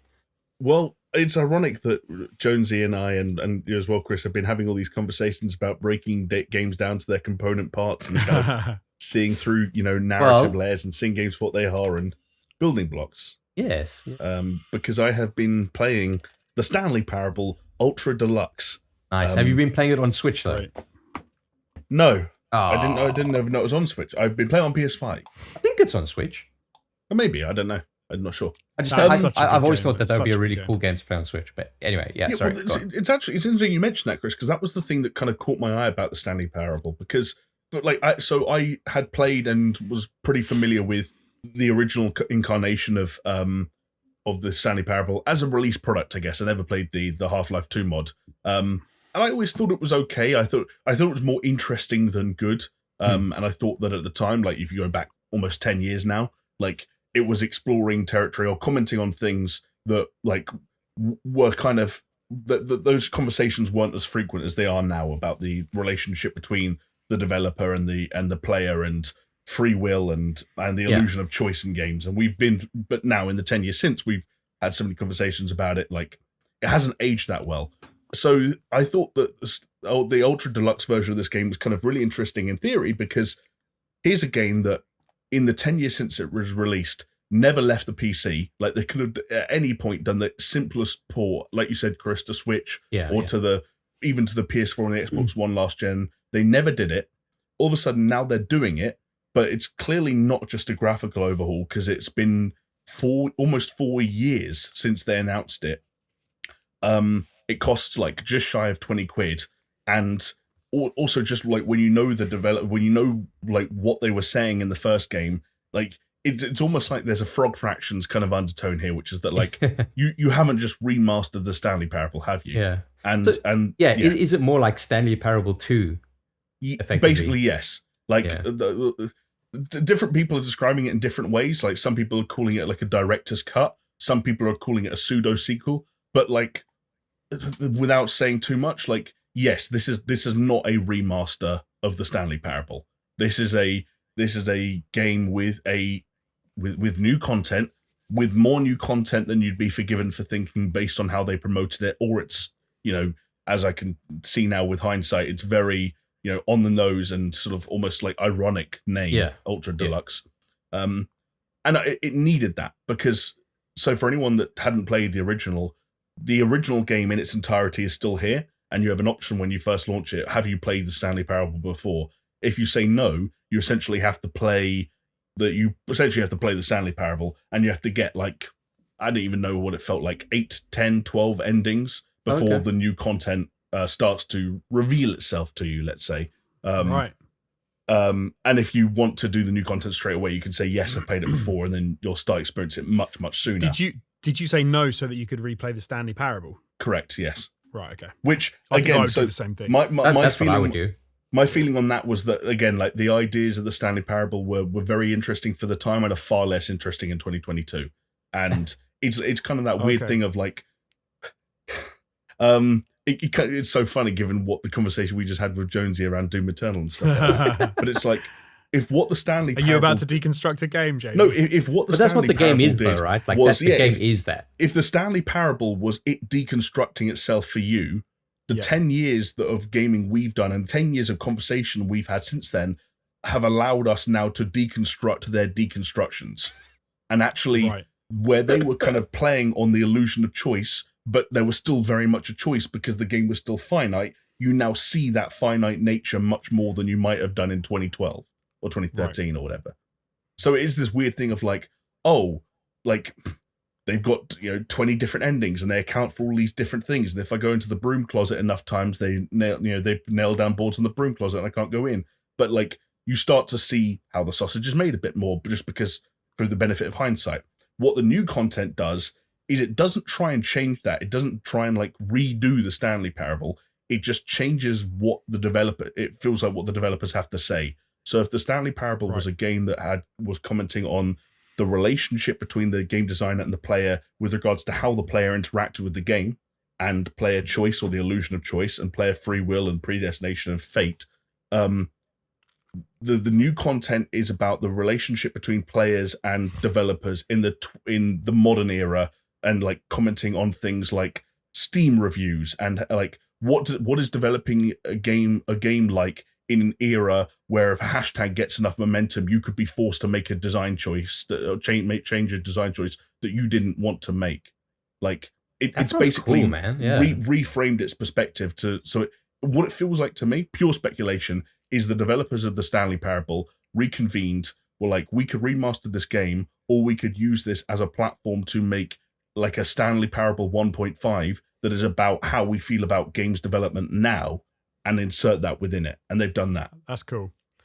I remember, I do always remember with Stanley Parable, the first time I went into the broom cupboard and I stood in the corner, and then, because I thought like, I was being clever, and then when the voice is like, Stanley wondered why he was standing in the broom closet and he should probably just leave. And I was like, how the hell did it Yeah. know I was doing that? It's like And I was- they loved thought it. of every eventuality and outcome in that game. Yeah. It was Yeah. like the kind of like the party trick du jour, all right? Yes, Yeah. yeah, for At the sure. time. And at least. like, I don't want to sound too negative on how the Stanley Parables age. Some of it is still quite like a lot of fun, and there were some sequences or endings that I'd forgotten about. Like, did either of you two ever get the museum ending when you played the first time round? I don't even fuck. I don't remember a museum. It's like ending. it just as an example. It's basically through some eventuality, Stanley basically he's about to die. He's on like the precipice of death, and he's essentially like plucked out of the game and dropped in this all white museum, like white floor, white walls, white ceiling, like this very grand, like almost like the chateau from the Matrix Reloaded, but more white.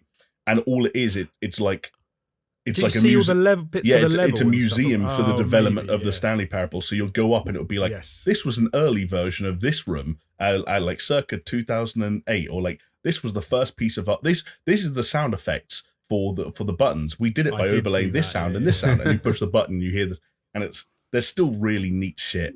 Yeah. Or like the trophy or achievement where it's like knock on this door 10 times and you do it, and it's like, you read the achievements and you thought we were just going to give you an achievement for knocking on the door 10 times. Go and do this. And then the narrator gets caught up and is like, oh, you're doing this? Well, why don't you go? We're going to go and do that. Go and turn off the printer. And you're like, oh yeah, oh good.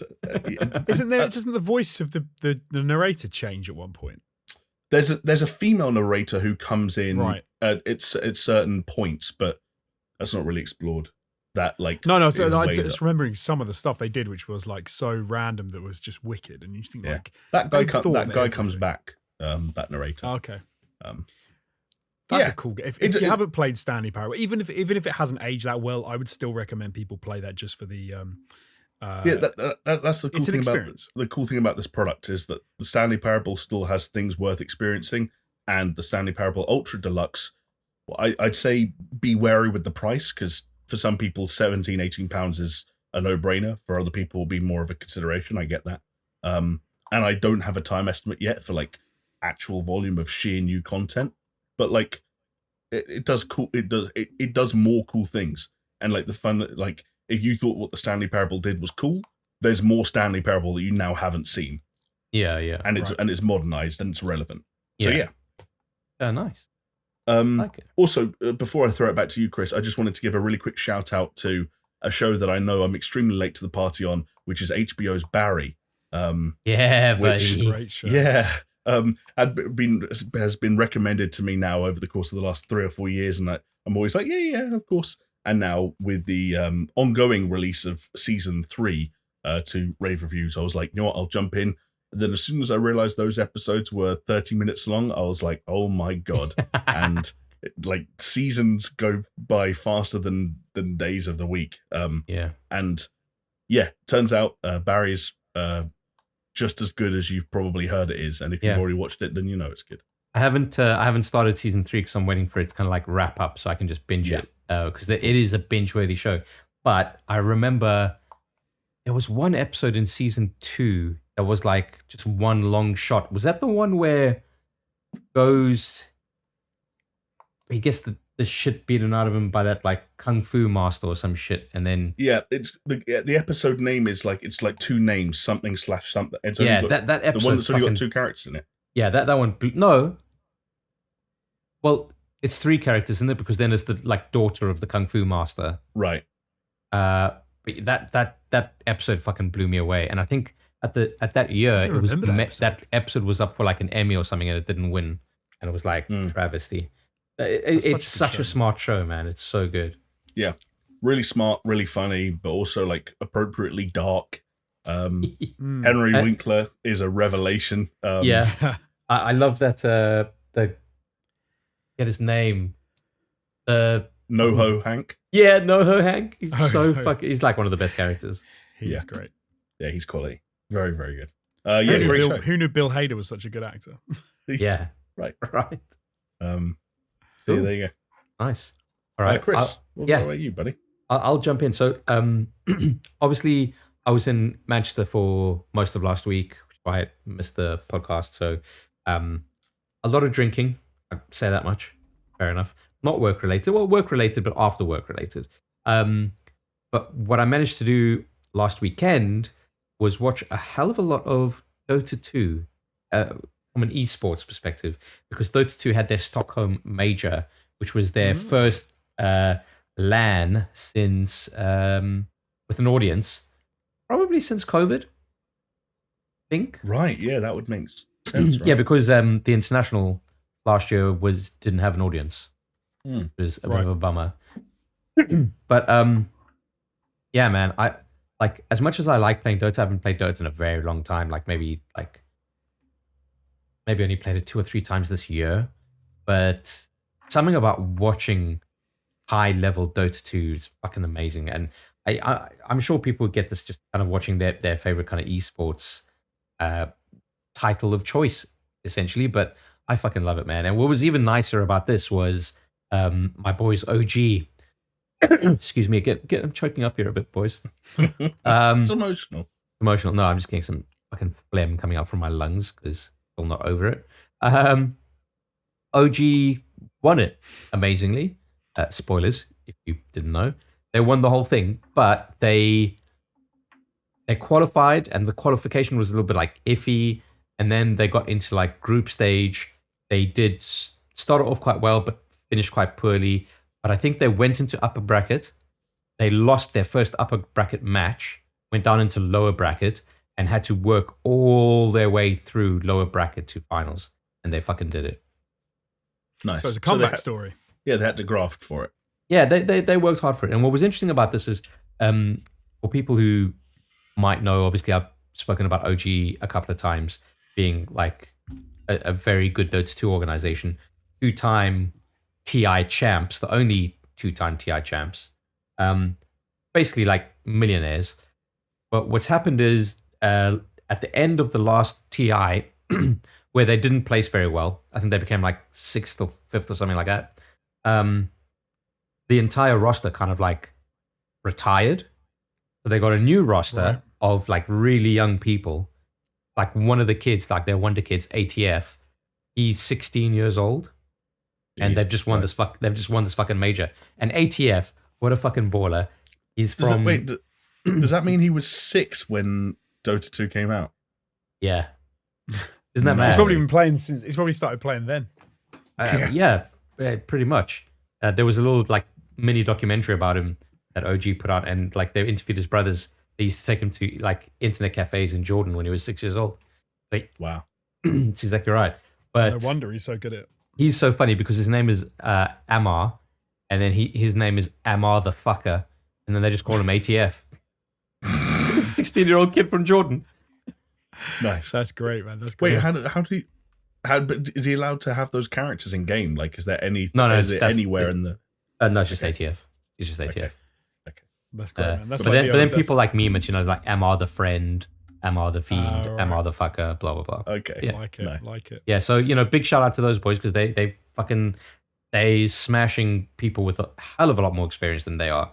So really impressive. And hey, you know what? If you don't play Dota, maybe you'd be interested in just checking out some Dota esports because it is a different beast altogether and it's quite enjoyable. Am I right in thinking the location has been announced for the next TI? I think I saw a headline. Yes, it's in Singapore this year. We don't know. I don't remember if they gave a date. Might be September, actually. No, they did give a date because it's around the time when the Formula One is in Singapore and a few people are kicking off because they're like, well, it's going to be fucking expensive. Like, no one's going to have hotels. Oh, right. Yeah. So I don't think they've given an exact date in September, I believe. Anyway, they haven't given an exact date, but they've given the month, and that month is when the Grand Prix is on. So they're trying to hope that it's after the Grand Prix, so prices are a little bit easier. Singapore is an expensive country anyway, so. Is there any chance that you go, or is this Singapore? No. If they have I was seriously contemplating going to the Stockholm Major because it's obviously like Sweden's not far. Yeah. The international was meant to be in Sweden last year, and I was like, yeah, I could totally see myself doing that, but obviously COVID and everything. They've announced the next major, which is going to be in Arlington, Texas. So hopefully no one gets murdered, gun violence. topical. Put that one out there. But then they should have another major after that, and hopefully that'll be like, I don't know. It would be nice to be like a UK major. Probably won't It's about be. time, right? Like, I think they've had a UK major before. but what about a UK TI? Oh, I'd fucking cream. The international live from London. I would honestly cream. I would fucking live stream from there. I would fucking vlog it for everyone. Like, it'd be mental. But yeah. Anyway, that's the Dota thing. Before I went to Manchester, I got an itch, fellas. I was like, I haven't streamed in way too long. Because obviously I wasn't feeling well. My voice was all fucked up. But I thought to myself, you know what? Before I go to Manchester, I need to stream. And I streamed the night before I went to Manchester on Tuesday. Jonesy popped into that stream. I do appreciate that, Jonesy. Even did some moderating for me, which was nice. But yeah, just it was good to be back on streaming some Elden Ring, and it was fun. And Jamie, I was very disappointed that you weren't there. I honestly, to give you a clue of how out of the loop I am, I don't even know if I could guess like what day this was or what time or what I was doing when I would have got that notification. I can't recall any of it. I'm done. But yeah, that's fucking very indicative of our lives lately, isn't it? I rarely get your notifications. I don't know what it is, but I don't. I often get a notice. I see that you've streamed on Twitter, like you've tweeted it out or something after the fact, and I've missed it. But my notifications from Twitch sometimes come through and sometimes just don't. It's really bizarre. Mate, This time they did. Don't get me This time it started came on through fucking as well. notifications. So I've got you and Jamie. I mean, Jamie never fucking tweets, but regardless, but I've got both of you on notifications. Like, I want to know every time this person fucking does a tweet, and I don't get anything. Right? Well, I one time I got it. So I did get it from you this time, and it was like 10 minutes previously. I was like, oh, he's still streaming, so that's why I could jump on. Nice, So yeah. That's why I saw it. But usually it's like hours after. So, Chris, you have that with Twitter. So if either of us tweet, you get a notification. Well, I want to, but I don't. Because I was going to say, would you not then find, like with Jonesy, it would just be 3 weeks of silence and 7 tweets in one day? Yeah, but I'm here for it, man. Like Jonesy, I like that. Come on, every month should Jonesy rediscovers Twitter and he's like, I'm going to do this. I do fucking love it. I do love it. I actually think that I'm pretty consistent now. You are pretty consistent. You're much better like than me. It's usually a couple of times a day or every other day or something. Yeah, like that. fellas, I've fallen off hard on like most things, like Twitter, even the Discord. I've fallen off hard. I'll get there. Like, I'm feeling better. Life is gonna settle in terms of like non-health stuff for me as well. So I'll get there. But yeah, like anyway. But yeah, I hope you had a good time on the stream, Jonesy. I mean, I know you don't really care for Elden Ring, but it was a fun time. I did. I was there to watch you, so that was all good. Saw we you carving up some bosses. Hell yeah, support your bros. That's what I say. Yeah, no, it was. I like the look of Elden Ring. Like, I genuinely am like, I think I want to. When I see it, I want to play it, and then I remember that it's a FromSoft game, and then I'm like, I don't want to play it. So then I'm like, but I probably will. I will get onto it. There are differences, and this is why, like, bang on that drum. But this is why I'm so keen to kind of get you guys to play it and understand your opinion on it, because it is a FromSoft open world game, no fucking mistake about it. But there are like slight little variations and tweaks and additions that kind of open it up in a very interesting way. And I'd just be interested to know, from a perspective of you guys, where you're saying I don't like Dark Souls or FromSoft games, how you see those additions and changes and how it kind of like influences you. Right. But anyway, well, Demon Souls is the remake I've played most of, by far. So I don't know how much I'd be able to say. I don't have that much experience. Like, I tried to play Bloodborne and couldn't get into it, but I know I would definitely like to have a go. Definitely like to have a go. It would be interesting. But yeah, like the streaming, man, I just fucking love it. I just wish I had the time to just be like fucking like you know what I fucking hate and I lament it, and it's kind of like with streaming. It's with I got this feeling like maybe midway through the life cycle of all-time gaming is like, I wish I was doing this shit when I was like early 20s, even like 18, to be honest. Like, when you had like more time than you knew what to fucking do with, and it's because it's so much fun. And I definitely like I'm said so often, but I miss those fucking ATG live fucking days. There's honestly good. some of the. It's obviously Jonesy. You mentioned in one of the podcasts like this road. Oh, Jamie, about the rose tinted glasses, about like Silent Hill, and I know that that's what I'm getting with ATG and ATG Live, because I remember we always used to struggle about like what are we gonna fucking play, and we were still worried about like the analytics in that at that time and like the performance, which is like fuck. It was not an easy time by any means, but I do miss the takeaway that I have from it all. Yeah, man, it was cool. It was good. Yeah, I mean, for like a brief moment there, we got to sit for like 2 or 3 hours during a workday while being paid in our own little mini studio and live stream video games to a cool community, and we were always doing it with our friends. Like it was there's very little not to enjoy there. Yeah, exactly. Exactly. We've got a decent amount of viewers on some of these streams as well, which is at the time I don't think you think it doesn't really make an impact. You think, oh yeah, no, we've got this number of people watching again, and then after the fact, it's like, holy shit! If I, Mate, yeah, there was one stream that always fucking blew my mind at ATG, and that was the Crackdown 3 stream that we did, because it's like, yeah, Crackdown 3, fine. So, and it was just Jamie fucking around in Crackdown 3. It was me and I believe Milo, and we were just kind of like, doing our thing, watching Jamie play and kind of interacting with the chat. And, the numbers for live were like normal, but the VOD, it was like 80,000 views or something. I was like, what? Yeah. I remember that always led into this theory I had that like we tried a bunch of different stuff when it came to streaming games, and obviously we would play, big new releases, and we would sometimes play like really bad games, That or fucking like unicorn one. Right, yeah. Yeah, exactly. Like trying to find the title for the stream before the game. So that was the worst reviewed game on Metacritic at the time. Yeah. Remember, like, I would always think around things like Crackdown 3 that actually there was this weird audience for just sometimes when games sit in this weird middle ground where the reviews are okay and like they're not sure if they want to buy it, that they just want to watch like an hour or 2 hours of someone just playing the game normally. And the biggest appetite for that is not like the new God of War, because they're just going to buy it. It's like that 6 out of 10 game where they're like, do I spend my money on this? And I was very passionate about that audience and that quality and that caliber of game. Yeah, yeah. I've done that so many times as well, where I'm like, I don't know. And then I see someone play, I'm like, this looks fun, man. I'm going to get this game. Oh, man. Yeah, you know what? The one that's caught my eye like that right now is, although to be fair, it's so popular that maybe it doesn't necessarily count, but V Rising. Yeah. I don't know how much they paid Skill Up, but fuck me, he needs to write them a check. I haven't even seen that, V Rising. Basically, imagine a survival game, like early access survival game, I know, but not like first person or third person. It's like Diablo style, like isometric top down. Okay. And you're a vampire.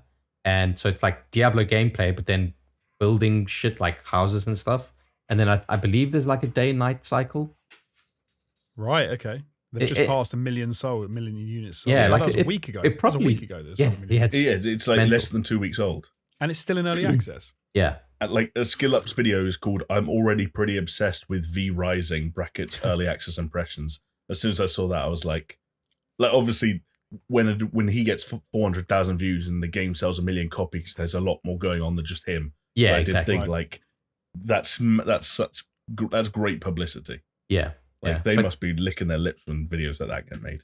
That's one of those that I know what you're talking about, Jamie. But yeah, sorry, I interrupted you. No, I was just saying I was passionate. Like one example, had it not been on Game Pass, another example of that kind of thing this week would be Sniper Elite 5, where it'd be like, I'm not just going to spend 60 quid on Sniper Elite 5, but I might like watch some Sniper Elite 5 gameplay and just. You see, that would have been an ATG live stream because we would have gotten Jonesy to play and. Yep. Just being because the title and thumbnail make themselves as well. Like you just make it about like shooting Hitler in his one singular nut. Yeah. Even if he's not in the game, like it's still slow mo shooting Nazis. Everyone's happy. Yeah. So yeah. Anyway, fellas, to wrap up my catch up, I saw Doctor Strange in the Multiverse of Madness, directed by Sam Raimi. The Rainmeister. Yeah. Have you guys seen it? No. Yeah. Hey. It's an interesting one, fellas. I haven't even seen Spider-Man yet, so I'm behind. Oh, you're well behind. Yeah. Yeah. Good, interesting, bad, interesting. it kind of like oscillates, to be honest. Better than Venom. Can't let there be carnage. Mate, come on. Fucking, I could take a shit and not flush it for 5 days would be better than carnage. It looks similar as well. Exactly. A little bit red, a little bit brown. So, Doctor Strange in the Multiverse of Madness, directed by Sam Raimi. Overall, I came away from it saying I really enjoyed that movie. Okay, so I'll put that out there. They do some cool things, and at times I thought to myself they could do more. But what was really cool is like Sam Raimi's horror influence really comes across in this. I'm trying not to say too much because obviously, like, you guys haven't seen it. I don't know if you will see it. I think I know it all somehow. Like, well, you see, the way, yeah, I thought so as well because the trailers seemed like quite obviously paint a picture, but I think the trailers did a decent job of kind of a little bit of misdirection. Maybe I'm wrong and it's just the way I kind of like saw it, but I was surprised by the plot points and the story beats. But at times there were bits and pieces was like they could have pushed this so much more, you know, right? For like a multiverse film, which apparently Everything Everywhere All at Once does fucking go mental. Pushed it more just in terms of like more of that Everything Everywhere All at Once in terms of locations. Just more crazy shit. Like, just more crazy shit. Okay. Like let me give you an example, and this isn't a spoiler or anything. Okay, so Doctor Strange and this girl America Chavez, they go through this like multi-dimensional portal, okay, and they're kind of tumbling through all these different multiverses, and one of them is like, oh, everything's made out of paint, and another thing is like, oh, there's a cartoon one, and it goes through all of those things. It's like, that's cool, but really all that was a transitionary sequence from one Earth-looking multiverse to another Earth-looking multiverse. You know what I mean? Instead of like languishing on getting stuck. They're not going to rock around in like Paint World, though, are they? Like that. But they should. Like Everywhere All at Once they did fucking has a world where everyone's got fucking sausage fingers. Like literally, like long Frankfurter sausage fingers. Like I can't imagine Doctor Strange doing that though. But at the same time, they do some other shit that's like, wow, that's really fucking. Yeah, okay. I dig it. But I like the horror element as well because there's like some proper. I came out of that thinking, how did they get away with the rating that they got? Like some of that shit was proper, like gruesome. Not gruesome, but worried like about like scary, Disney like jumpy. Right. Aren't you a bit worried about Disney in general? Like Marvel and Star Wars both seem to be doing the same thing where they're just kind of spreading themselves too thin and going a bit too far down too many different parts, which I think multiverse in MCU and like all the extra like shows of Star Wars and all like is it canon? Is it not canon? I'm a bit worried that they're just going a bit too far anyway. So I don't know if maybe going even further into weirdness would be a good idea. No, I think weirdness is what they really need to kind of like lean into, if I'm honest. Okay. But there were elements of Doctor Strange where like, and so baffling to me. The opening scene with Benedict Cumberbatch, I'm not going to like tell you what it is, but what I will say is his acting was so fucking bad. Like so bad. I could not believe it. I could not believe what I was watching. And then I thought, is this going to be like this the whole fucking movie? And it isn't. But like, to start off your film with like really poor fucking acting. Was it bad or was it on purpose? No, it wasn't. bad? No, it wasn't on purpose. It was just like really bad fucking acting. Oh, wow. And then in the scene shortly after that, where it's like back to normal and there's a lull and he goes to some wedding, blah, blah, blah. And I'm looking at his hair and I'm like, you can tell that they've dyed his hair because the dye is on his scalp. do you know what I mean? I'm like, how did they get away with this? How did they not notice as well? Like it looked really fucking, it looked like something out of The Room. And I was like, how did this happen? Or is it Rudy Giuliani where it starts running down? No, his honestly, head? it was like that. Like if it was a hot, like 2 degrees hotter in the room they was in, it would have started fucking melting. And I was just like, maybe it's just me. I don't know. Like maybe, you know, sometimes you watch something and your editor's eye stays on. Yes. You know what I mean by editor's eye, where you notice the details that people are like, I didn't fucking catch that. Yeah. But it really fucking blew my mind that something like that kind of fucking slipped in there and was not alleviated. Yeah. But what you're doing right now, Chris, is you're deconstructing the movie, and you're not allowed to do that. Yeah, exactly. You're not allowed to do it. But yeah, no, I Chris. like. Well, that's it. You know what? Doctor Strange and the Multiverse of Madness is fucking entertainment, and I'd recommend it because it goes some interesting places, does some interesting things, does some shit things as well. To be fair, but that's kind of the pinch of salt that I take with any Marvel film these days. It's like it's a bit pants, but it's a bit enjoyable. And as long as I come away from it overall thinking it was good, I'm happy. Yeah, I think that's not a bad bar to set for a film for 2 hours of your life, or maybe 3, knowing Marvel. I don't know. Yeah, I don't know how long it was. It felt a little bit long. I'm not gonna lie. Like it felt maybe 15 minutes longer than it should have. But this is a bit of a tangent. But on the podcast, or even off the podcast, either of you, did I ever bring up that? I think it's called The Little Things, with Denzel Washington and Rami Malek playing detectives, and Jared Leto as the suspect. No, I don't think so. I recommend this also to anyone listening along at home who's curious to know what we mean. Where, but like if you want, where is it? Where is it viewable? I viewed it, I believe, on Now TV, so Sky in the UK. But if you ever want an editor's eye experience, I implore anyone even remotely interested to watch again the Little Things it's called, which again sounds like it should be great. Denzel Washington. It's like, imagine a remake of Seven with Denzel Washington as Morgan Freeman and Rami Malek as Brad Pitt and Jared Leto as Kevin Spacey, but in such a way where it's not a spoiler to say that Jared Leto is Kevin Spacey, and there's much more ambiguity around it. That's because he's on the poster. It's not a spoiler. It's right. It's more of a whodunit than a here I am with scraped off fingertips. That's acting. But yeah, just an absolute disaster class in movie editing. Oh wow, okay. Like a perfectly reasonable, if slightly kind of like B-movie-ish obvious detective story, completely like knocked out the park by some disastrously bad editing. Butchered.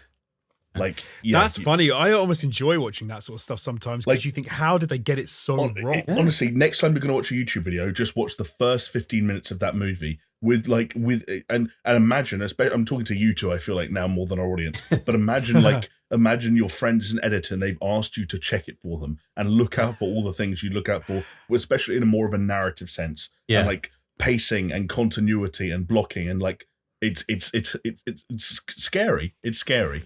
Scary. Just give it 15 minutes. I want to see the film. Yeah, I want to watch it. I want to watch it now.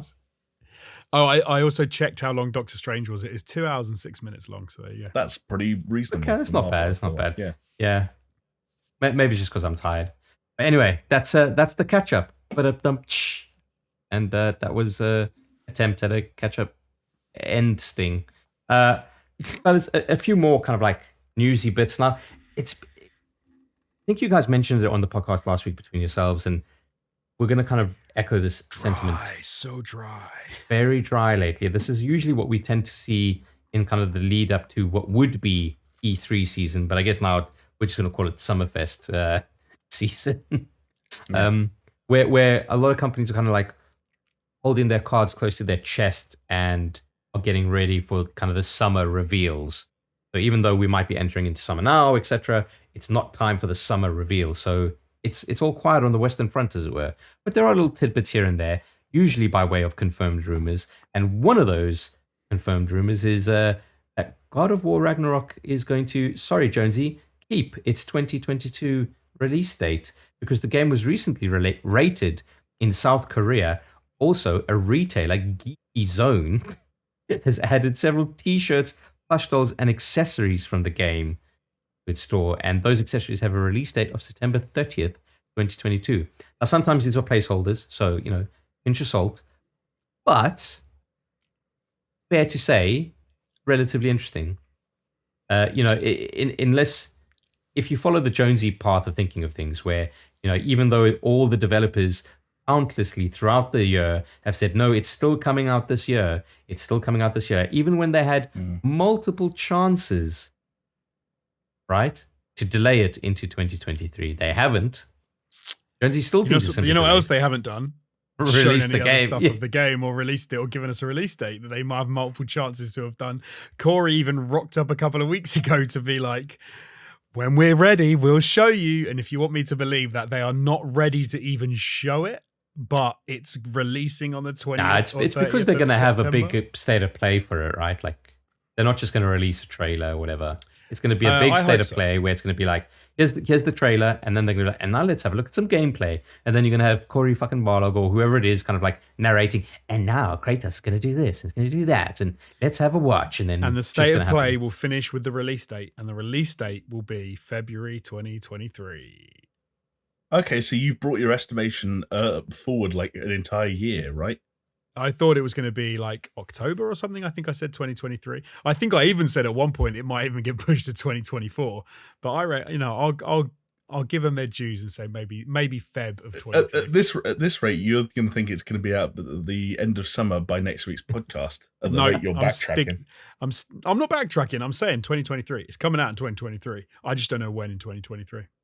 Okay, I disagree. Like, Jonesy, history may be against you on this one because a similar thing with the South Korean rating happened to Horizon Forbidden West, and that game came out 3 months later. And tracking from where we are now to, let's say, September 30th, like, 3-ish, 4-ish months. This is true. This is very true. yeah, Stars are aligning, fellas. The only thing is, though, if you then go back and remember about Horizon, just remember how many trailers, how many gameplay trailers, how many cinematic trailers, how many things they'd shown off. Quite a lot more than the God of War Ragnarok. But maybe they felt that they needed to kind of like sell it a bit more than they do God of War. I don't know. Like, you're not wrong. That's You're very not wrong. true. Very true. That you're spitting mad facts there, Alex Jones. I just think you're taking the wrong conclusions from your own facts. Sorry, Sorry. go on. I also don't think it was that dramatic, like the difference in stuff. Like the key thing was Horizon got its own state of play, which hasn't happened to God of War yet. But otherwise, like, I feel like there was a whole extra gameplay trailer for Horizon that had already come out. Okay, but there has been a gameplay trailer for God of War. There was wasn't there has just been one though, isn't there? There was the one we had back in last year where it had the one just major after one they that re- reveals. I think wasn't there Big a Tall Boy. trailer and then a gameplay trailer? I think But there it also wasn't two bits of media, no? I don't think it was a gameplay trailer. It was gameplay, but it wasn't like a gameplay trailer. It was like cut up sections. Yeah, of gameplay mixed montage together. / story montage. Whereas I'm pretty sure we'd had, or maybe we hadn't. I was going to say, I think the Horizon, like, showing a decent amount of gameplay was like earlier than the state of play. But maybe I'm wrong. Maybe that wasn't. I think there's a so. chance that the Horizon stuff happened like slightly earlier when you line up the two things, but I do think it's dramatic. But of course, this is all depending on when God of War comes out. Oh, of I course, guess, that's like, true. Very true. Very true. Which, like Chris, you mentioned that Geeky Zone's September 30th date could be a placeholder. Yeah, I think there's every chance that that's still just a placeholder. September would make some amount of sense, I guess, but there'd be no reason to pin the tail on the donkey just yet.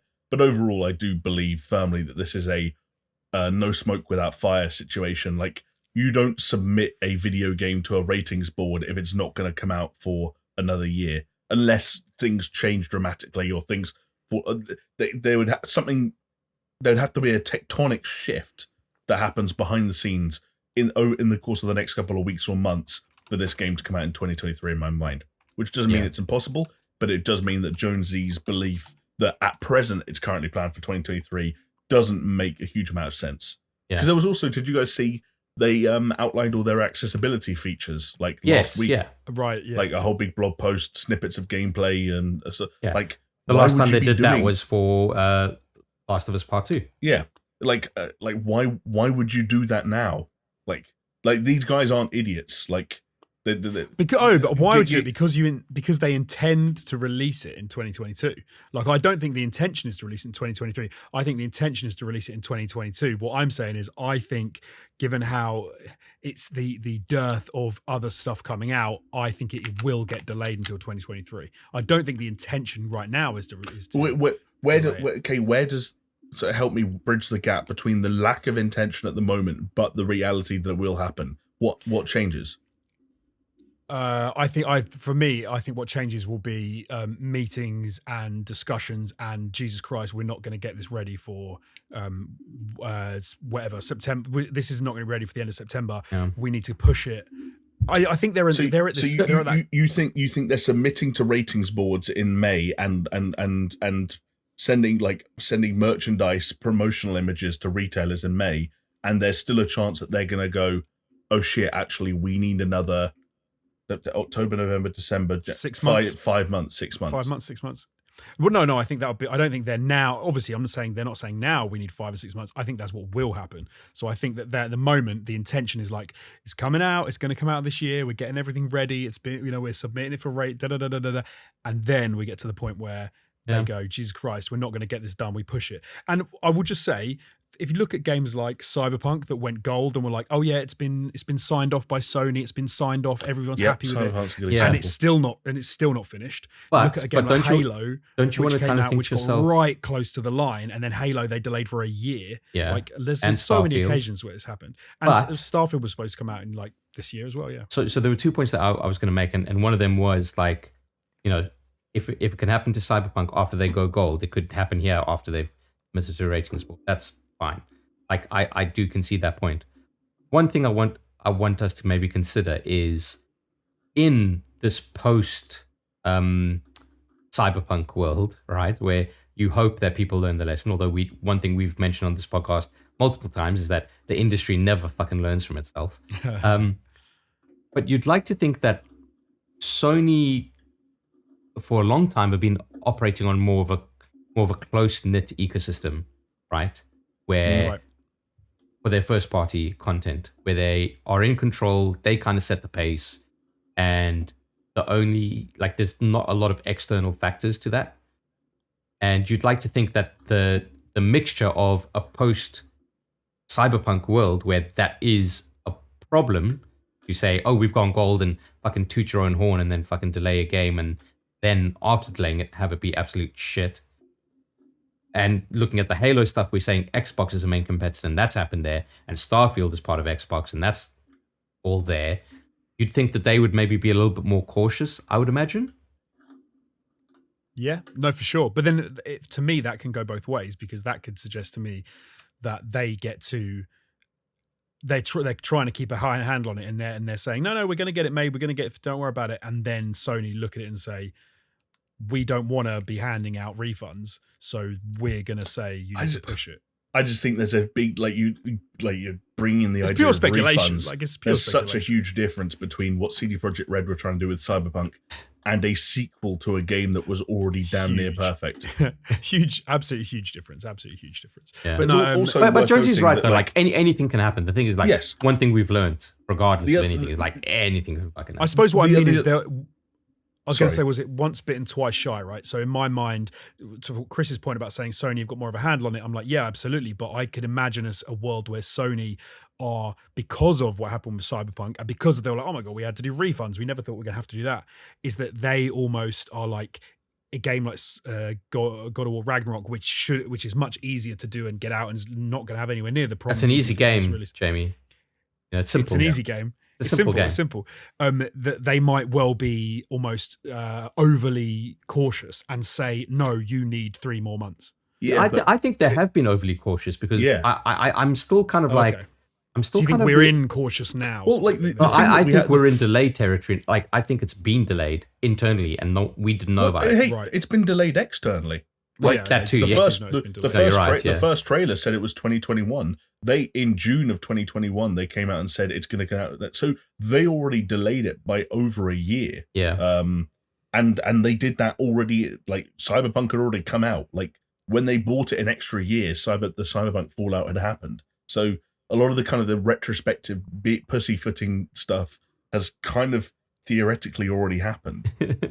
Yeah, I should write down all my random bullshit takes that I probably never going to happen. I kind of keep hate on a board, and then I could scrub them off as they happen or don't happen. The reason I hate them is because Jonesy does it in this very smart way, where it's basically win-win. Because if it gets delayed, and especially if it comes out in 2023, then Jonesy gets to come on this podcast, arms folded, and say, "I'm a genius. I saw it coming." And if it doesn't get delayed, Jonesy just goes, "Oh yeah, wicked, it's coming out this year," and everyone moves on, and no one ever holds. And everyone accountable. forgets that I ever said. And so I'm saying it now, and I want the audience to hold me to this. I want Jonesy to be accountable for the fact that he is so steadfast in his belief that God of War will not come out this year. So what are we saying? If God of War doesn't come out this year, it's Jonesy's fault, Chris, and he needs a forfeit. I've got the best idea possible, Jonesy. Yeah.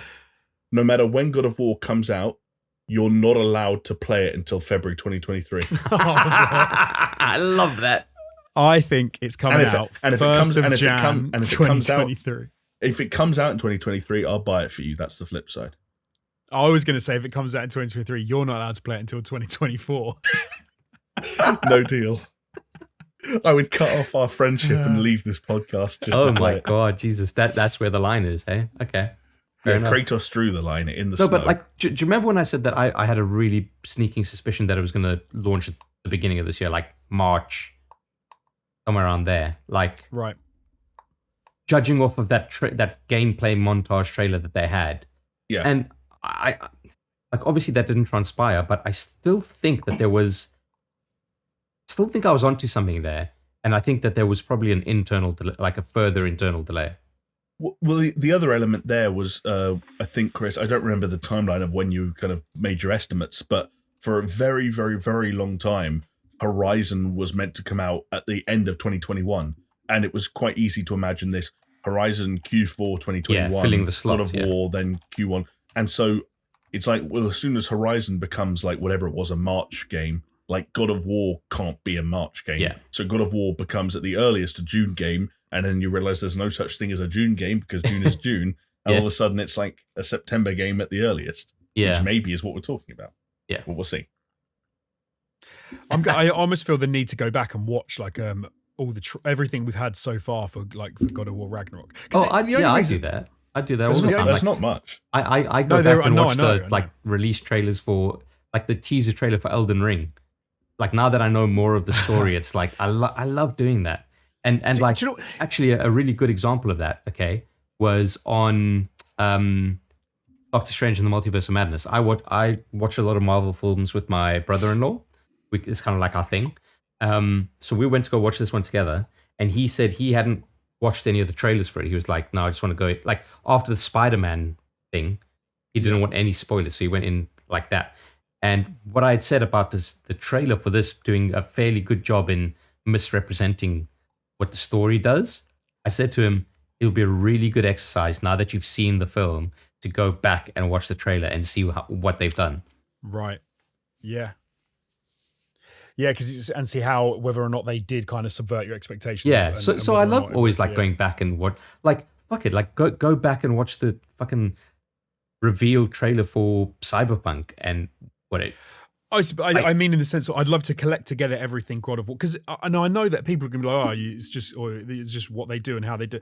It just feels for me like God of War Ragnarok specifically has not followed a typical kind of release, just like trailer promo stuff for what you'd expect for a game to be releasing in September of this year.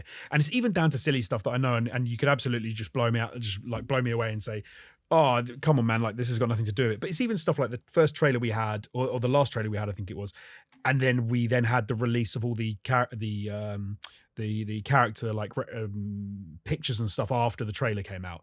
And then it was just like, well, that's, if they wanted to show those characters, they could have just showed them in the game. Like, that's interesting that they chose to show them like on Twitter and to tweet them out. Yeah. And then it just kind of plays on my mind, like, is that because they weren't happy with what they could show of those characters at that point in the game, or the parts of the games those characters are in weren't ready? And then I'm like, well, if that's the case, and then my mind. Yeah, but that's an inherently pessimistic way of like. It's not pessimistic. Well, it's like you're raising a question, then like opting to believe the most negative, I don't find that negative though. Like I'm perfectly happy to play the game when it comes out. Like if they delayed it, it wouldn't bother me. It wouldn't make me think. Like I really want, like I'd be like, I'm kind of the mindset now that I think a lot of people are in, that I want to play that game when it's ready to play. Like I really enjoyed the first one.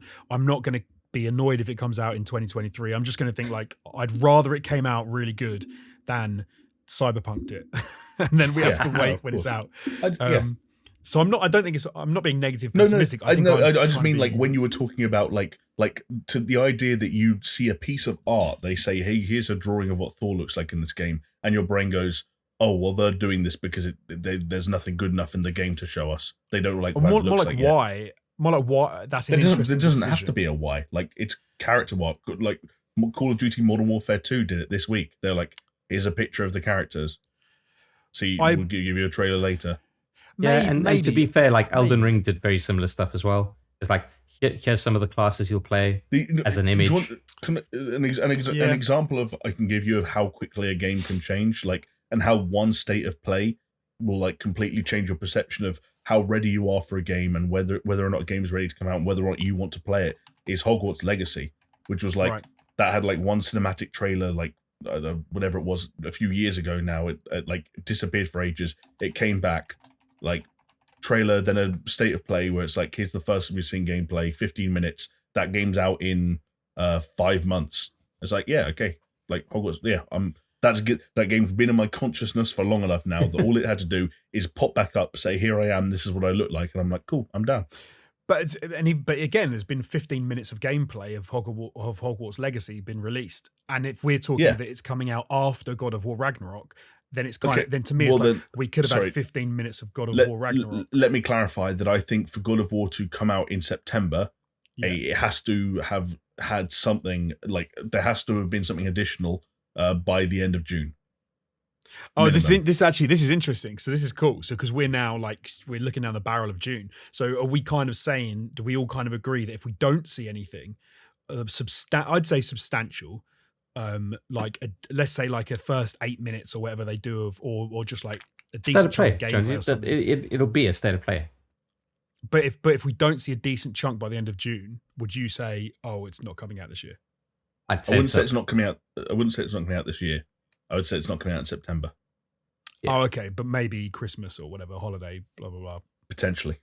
I'll put £5 on it, saying that we'll see something before the end of July. Before the end of July, okay. I don't know. I'm not going to like bet or anything because I think it's like I've got no idea. But I just thought as an intro, I don't know if your minds would be changed. I just think that the July window, regardless of whether the game releases in September or November, like we're gonna see it in July. Right, okay, yeah. I would be. That's the biggest opportunity for them to do it. So that they're gonna do it. But it depends. If they do it standalone, that's fine. My worry is that if they do it, want it to be a part of a showcase, like if we don't get a showcase in June, then I probably don't think we're getting one to September. If we don't see God of War till September, then I think Jonesy's right and it's February. There's a weird thing, and I'm not a game dev, and some of our audience I know know a lot more about that than I do, so maybe they can sort of chime in the comments. But if a game was releasing in like September, then the game is done now, basically, because the amount of stuff they've got to do. Yeah, it's possible. No, it is possible. It could be done, and they're waiting for the proper release. It's possible. It's also very possibly not done at all. Not done as in the sense of complete, maybe not complete done, but it's 99% done, right? No, like because do you reckon there could still be a decent chunk of that game to have to finish in the next 4 months? Yes. Well, it depends what you mean by finish. Depends what you mean. Sorry, it depends what you mean by chunk. Like if you mean are there still levels that haven't been designed? Like obviously the old art that hasn't been done. The answer's no. Oh no, but that's all done. But right, yeah. Games wouldn't be patched for months after release if games were finished months before. Yeah. I suppose my question is, would you expect them to be at a point now 4 months before release whereby they could show you like gameplay trailers, cinematic loads of stuff, loads of like play this, play that, So we'd be saying that there would need to be everything ready now to do a state of play tomorrow if they wanted to. Not saying they're gonna, but if they wanted to. Okay. I'd like to think so. Right, okay. Yeah, but also let me point to Elden Ring's launch when they were like, it's coming out here, then they delayed it, then they're like, no, this is the definitive date. And then they delayed it by a month purely because they said they wanted to polish and do bug fixes. But then so the game is finished at that point, but they're like, no, we can tweak things and we can just give it a little bit of spit and polish there. But I mean, Elden Ring's a much more simple game, though. So if you're going to very simple game, Jonesy. It's just Dark Souls in an open world. Not really. It's a joke. Don't attack me. I will gnaw on your testicles, young man. I hope it comes out this year. I hope they're ready to release. If they're not, I'm like, do it 2023. Buddy, it's going to come out this year. It's going to come out this year. All right. You're speaking to the guy that accurately predicted the fact that Xbox bought Activision Blizzard. So come on. Well, Blizzard. Yeah, that's true. Also, the guy who accurately predicted the way in which the DualSense 5 controllers were going to work with the PlayStation 5 and backwards compatibility. So all I'm saying Thank you is for recognizing my achievements, Jonesy. Chris is batting quite. Whilst he doesn't have any conviction in his prophecies. They're often right. What do you mean? There's full conviction in my prophecy. You wouldn't join in the bet. You said no because you didn't trust you weren't. No, more because there wasn't a place for me to join in the bet. Like there wasn't a enticing reason. Fair enough. Anyway, Tell you what though, lads. Yeah. Oh, sorry. I was go going on. to say we need God of War to come out this year, because if God of War doesn't come out this year, and there aren't some developers who are willing to do some wicked 6-month turnarounds on announce and release come E3 season, then this year and this Q4 is going to be a stinker, I reckon. An absolute stinker. Yeah.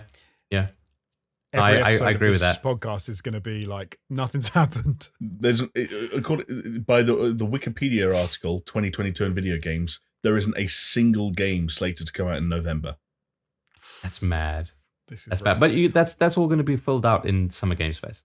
Well, Like There was things will get release dates. There was a report. Hogwarts hasn't got a release date yet either, right? That's Christmas time, so maybe that's sort of period as well. And there was a report that Sony has, I believe, was it 1 or 2 of their games as a service games that they touted was meant for release this year. They've got 2 more games coming out this fiscal. Yeah, which haven't been revealed at all. Correct. At all. But Right. let that sink one in. of them's going to be Naughty Dog's standalone multiplayer Last of Us thing, almost certainly. That makes sense. There's my hot ticket. Yeah, that makes sense. That's a fair punt. Anyway, fellas, let's. I'm gonna quick fire some things, and we'll end off on a more juicy thing, I think. Okay. So one of the things I wanted to mention was Call of Duty Modern Warfare 2 has now got a firm release date, and as Jamie mentioned, we've seen some pictures of the characters. Do you like faces? Again, it's like the most boring fucking reveal for like a remake of one of the most highly regarded Call of Duty's released. Like, it's just baffling to me. Chris, I would agree with you if Ghost wasn't the coolest character in the history of video games, okay? He's got the coolest face, he's got the coolest mask, and I, for one, am whacking off at the prospect of getting boots on the ground with Task Force 141. Okay. Bravo 6, going dark. Stay frosty. Yeah. We get dirty, the world stays clean. I love that. They should just cast you in it, Jamie. It would be really good. Captain Price, your fruit killing skills are remarkable. But don't you agree with me that it's just like so fucking damp squib with all of this? Yeah. The way they've gone about it. Did you see the drone video they did where it's like, we brought these boats together and it's Ghost's face? And it's like, who's like, we've sat in those meetings before where ideas like that are pitched and someone with too much money throws it at an idea that was never that good to begin with. And you're like, you're going to get 1 million views on YouTube, like just by saying the name of the game and giving it a release. Like, just what are you spending that? It's also horrendous when you know how much they've spent on that and you know that there were so many better ideas that came across in those meetings. That because we were on the other end of that table sometimes. With the better ideas. The better ideas. Like a cash machine that just starts throwing up money in the middle of the... Anyway. That was such a good idea. That was a wicked idea. More hot scoops. Current word on the street is there'll be some kind of trailer for that on June 8th, which for anyone keeping track is the day before Keeley's event. So I think we could get standalone kind of COD story trailer June 8th, and then maybe a gameplay demo like we got for Vanguard at Keeley's Summer Games Fest. Yeah. It'll be interesting. It'll be really interesting. I haven't even finished Vanguard yet. It's the first Call of Duty game I haven't finished in like... Bro, it's like 3 hours long. I know. Okay, but Jonesy, have you finished the Modern Warfare remake? You did? Oh, yeah, the remake. Yeah, well, that's all you need to worry about. Jonesy went dark. Jonesy went dark. Yeah, I did. Jonesy, did you get dirty so the world could stay clean? I did. Good I heard the other day someone was saying that the number of people that have fallen off of Warzone is like astronomical. Like the number of people that aren't playing that anymore. I can believe it. I'm one of them. I think all 3 of us technically are like 50 million players down or something. Yeah, over the course of this year or something. it's to be expected. Like when the game's like built on such fucking shoddy foundations and they're not innovating enough with what they're releasing. Like, yeah. They're going to continuously. You know, you like Verdansk. Do you like it in the past? Not really. Okay. All right. Oh, you mean that I'll kind of try like 50% opacity sepia filter you put over everything? I'm all right. I've got a question for you. Turning out to be a long podcast here, fellas. I do apologize. A little bit of an aside. So, effectively, the Modern Warfare remake turned out to almost be like a prequel to what Modern Warfare was, like the original story, right? But it wasn't even. I don't think we can call it a remake, though, right? Because it wasn't a remake. It was just a reboot.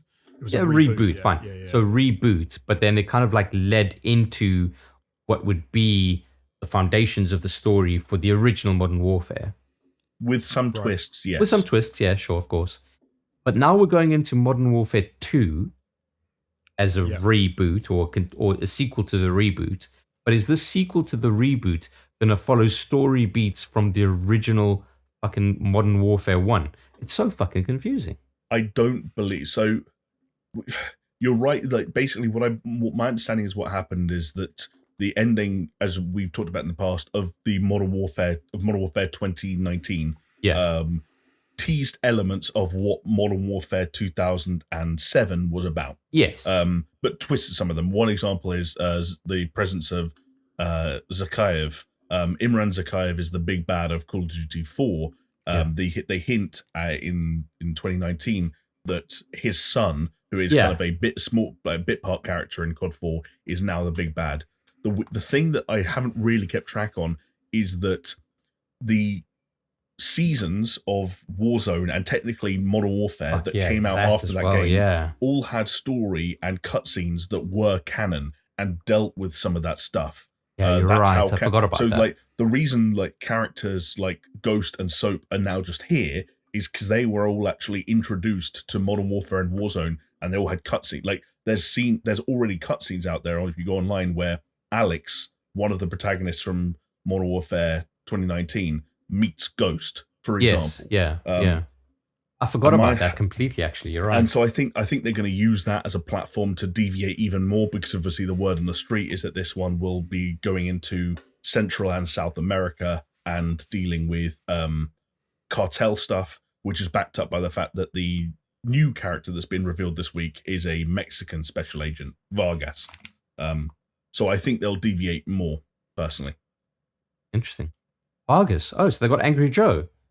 Yeah, Angry Joe himself is the new member of Task Force 141. That would be so funny, especially if he wears those jeans that you described when you were in line with him. Yeah. At 33. Okay, cool. Oh, God, Angry Joe. And he was angry. He was angry. Another thing just to kind of touch on is PlayStation Plus is worrying fans following their launch in Asia because services library seems to be like lighter than anticipated, at least initially.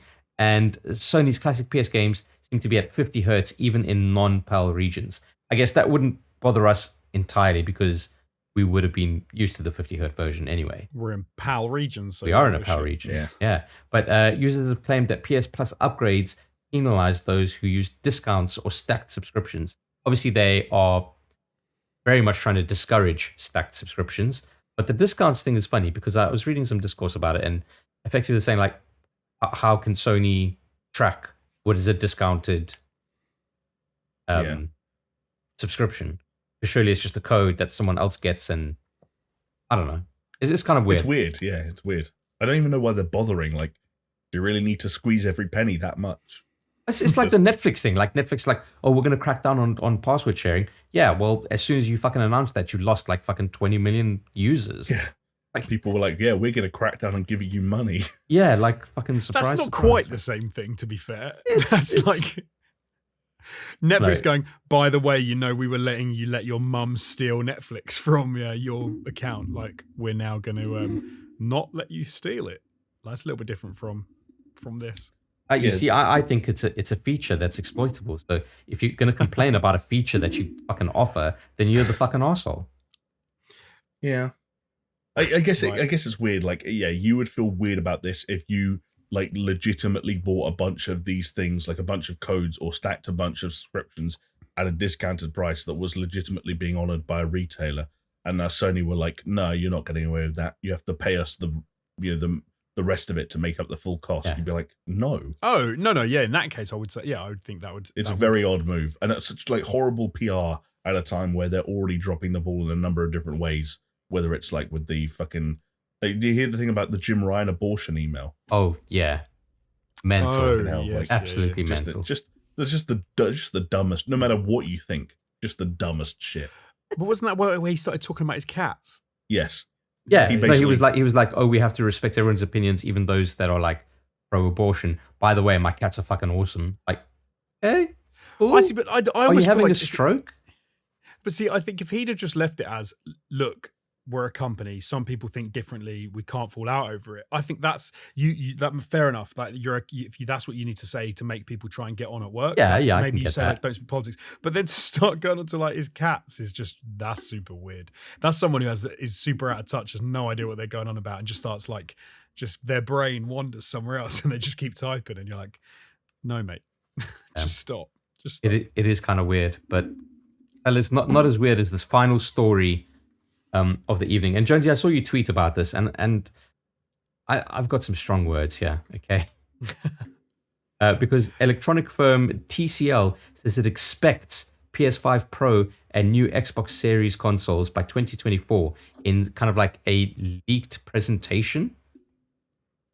Yes, So- it was like I can't remember who I saw the tweet from. It was some random with like taking a picture of a board that someone was talking about, giving a presentation. Yeah. It was like Benji Sales or whatever. I don't know. But yeah, like the whole thing of this was like, and they showed some specs and they're like, kind of, oh yeah, it's going to output 8K. Forgetting, of course, that PS5 is actually slated to output 8K as well in specific circumstances, but whatever. So people are speculating that this is just TCL trying to increase excitement around their 8K television line, because they are like television producers. But I would just say strong words to anybody that thinks a PS5 Pro or a new Xbox Series console is going to come out next year. You're a fucking idiot. I mean, yeah, fundamentally, I agree. Straight up on the table, you're a fucking idiot. I love you because you're listening to this podcast right now, but you're a fucking idiot. Not to mention the fact that they've also, the stories, as we were saying just before the podcast went on, like there's still the stories about like PS5 stock is still going to be really hard to get hold of going into 2024, and like so they're going to drop the new PS5 Pro, and you're still not going to be able to buy that. You're not going to be able to buy the PS5. Exactly. You're gonna The buy only any- thing I can think of is they create a different SKU that is just easier for them to manufacture, but effectively it's the same thing. That's the only thing I can right. see happening like between now and then. But like, Or like my tweet is, are we wrong? The PS5 Pro is coming next year, and that is the very reason that Abandoned is using 8K textures, because they knew it was coming. The game is being designed for that, and that is why the real delay is there. I mean, Hassan's always future-proofing, so He had it all down. Yeah, but There's a- I thought he was getting those 8K textures ready for the Switch Pro too. So That's 2020. That's 2024. Get your ears right, Chris. There is a great image going around, which is like, it's from a consumer like survey, and basically they showed a bunch of people 5 different clips, and they saw it once in 4K and once in 8K, and they had to determine whether the 8K version or the 4K version, in either which way, was better or worse in experience. And so, like, if you say 0, you think that they were identical. If you say +4, it means you think the 8K version was like ridiculously better. -4 would be the 4K version being ridiculously better. Right, So that was okay. like the spectrum. Right. 3 out of the 5 clips averaged a 0, and 2 out of the 5 clips averaged a 1, meaning the 8K version was slightly better than 4K. yeah, because it's like super diminishing returns from 4K to 8K. Please tell me they did this on a 4K TV. The power of super Or a sampling. phone. Yeah, on an yeah, iPhone. They were or, like, or like a does it projector, look better? like Does it look better in 8K on my phone? an overhead projector. It's one of those things, right? Because then it's all like the optics of the pixel and the fucking distance between your eyes to the pixels themselves and blah blah blah. Like the only time that it would make sense is like, let's say in the cinema, because it's super diminishing returns, if anything. at any kind of rate that we're going to see things. And really, But what even we the should be cinemas focusing on, does- we should be focusing on stuff like better HDR standards. We should be focusing things on Right. like OLED technology or mini LEDs. And the things we should be like specifying is response rate and refresh rates.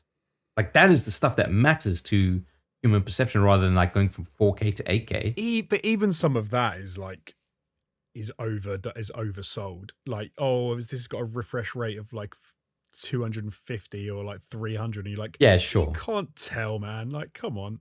Yeah, I'd yeah. like to see the same study done where they say, can you tell, is this 240 fresh Yeah, rate? is it 120 or is it 240 hertz, 360? Or is it 120? Yeah, You're like, exactly. I can tell. No, you can't. You can No, definitely tell the can't. difference between 60 and 120. But again, like the further you I go up would that scale, question- it's diminishing returns. I would You- question if most people could tell the difference between 60 and 120. if No, only I there would was say no a one does it YouTube channel himself. called Human Test Box that could check it out for us. Well, you wouldn't be able to do it on YouTube, right? Yeah. They don't. Their refresh rate's nowhere near that. Yeah, Unfortunately. I think they just got 60 FPS. But I like, yeah, but stuff like response rate, which is something that hardly ever gets talked about, that's massive. What's response rate? So it's kind of like when your GPU sends a signal to the monitor and how quickly that monitor gets fed that information, or your information from your mouse right. going to your monitor at the same time. So like Oh, okay, yeah, top tier are like 1 millisecond response rates. Like some laptops have like between 5 and 10 millisecond response rates, as an example. I think my brain's too slow to worry about. Oh, the older I get, I'm with you on that one. So I can't fucking notice anything these days. I even wonder if sometimes I wonder if I've got stereo blindness. What's wrong, Jamie? I'm wondering if you turn stereo blindness too sometimes. What? Don't worry. We'll talk about it later. Why? Have I said something stupid? No, I promise you haven't. No. Okay. I have to explain to you post-pod. Post. Sorry, folks. I hate to leave people dangling. Ooh, I like it. But maybe that's where we should end it. And we could use the code postpod to let us know that you got here this far. And you could say hashtag postpod and maybe try and figure out what Jamie was talking about. I feel like I'm taking crazy pills. Just end the podcast. I know. I love it when Jamie gets like, "This is great." You need to end the know. podcast. Why?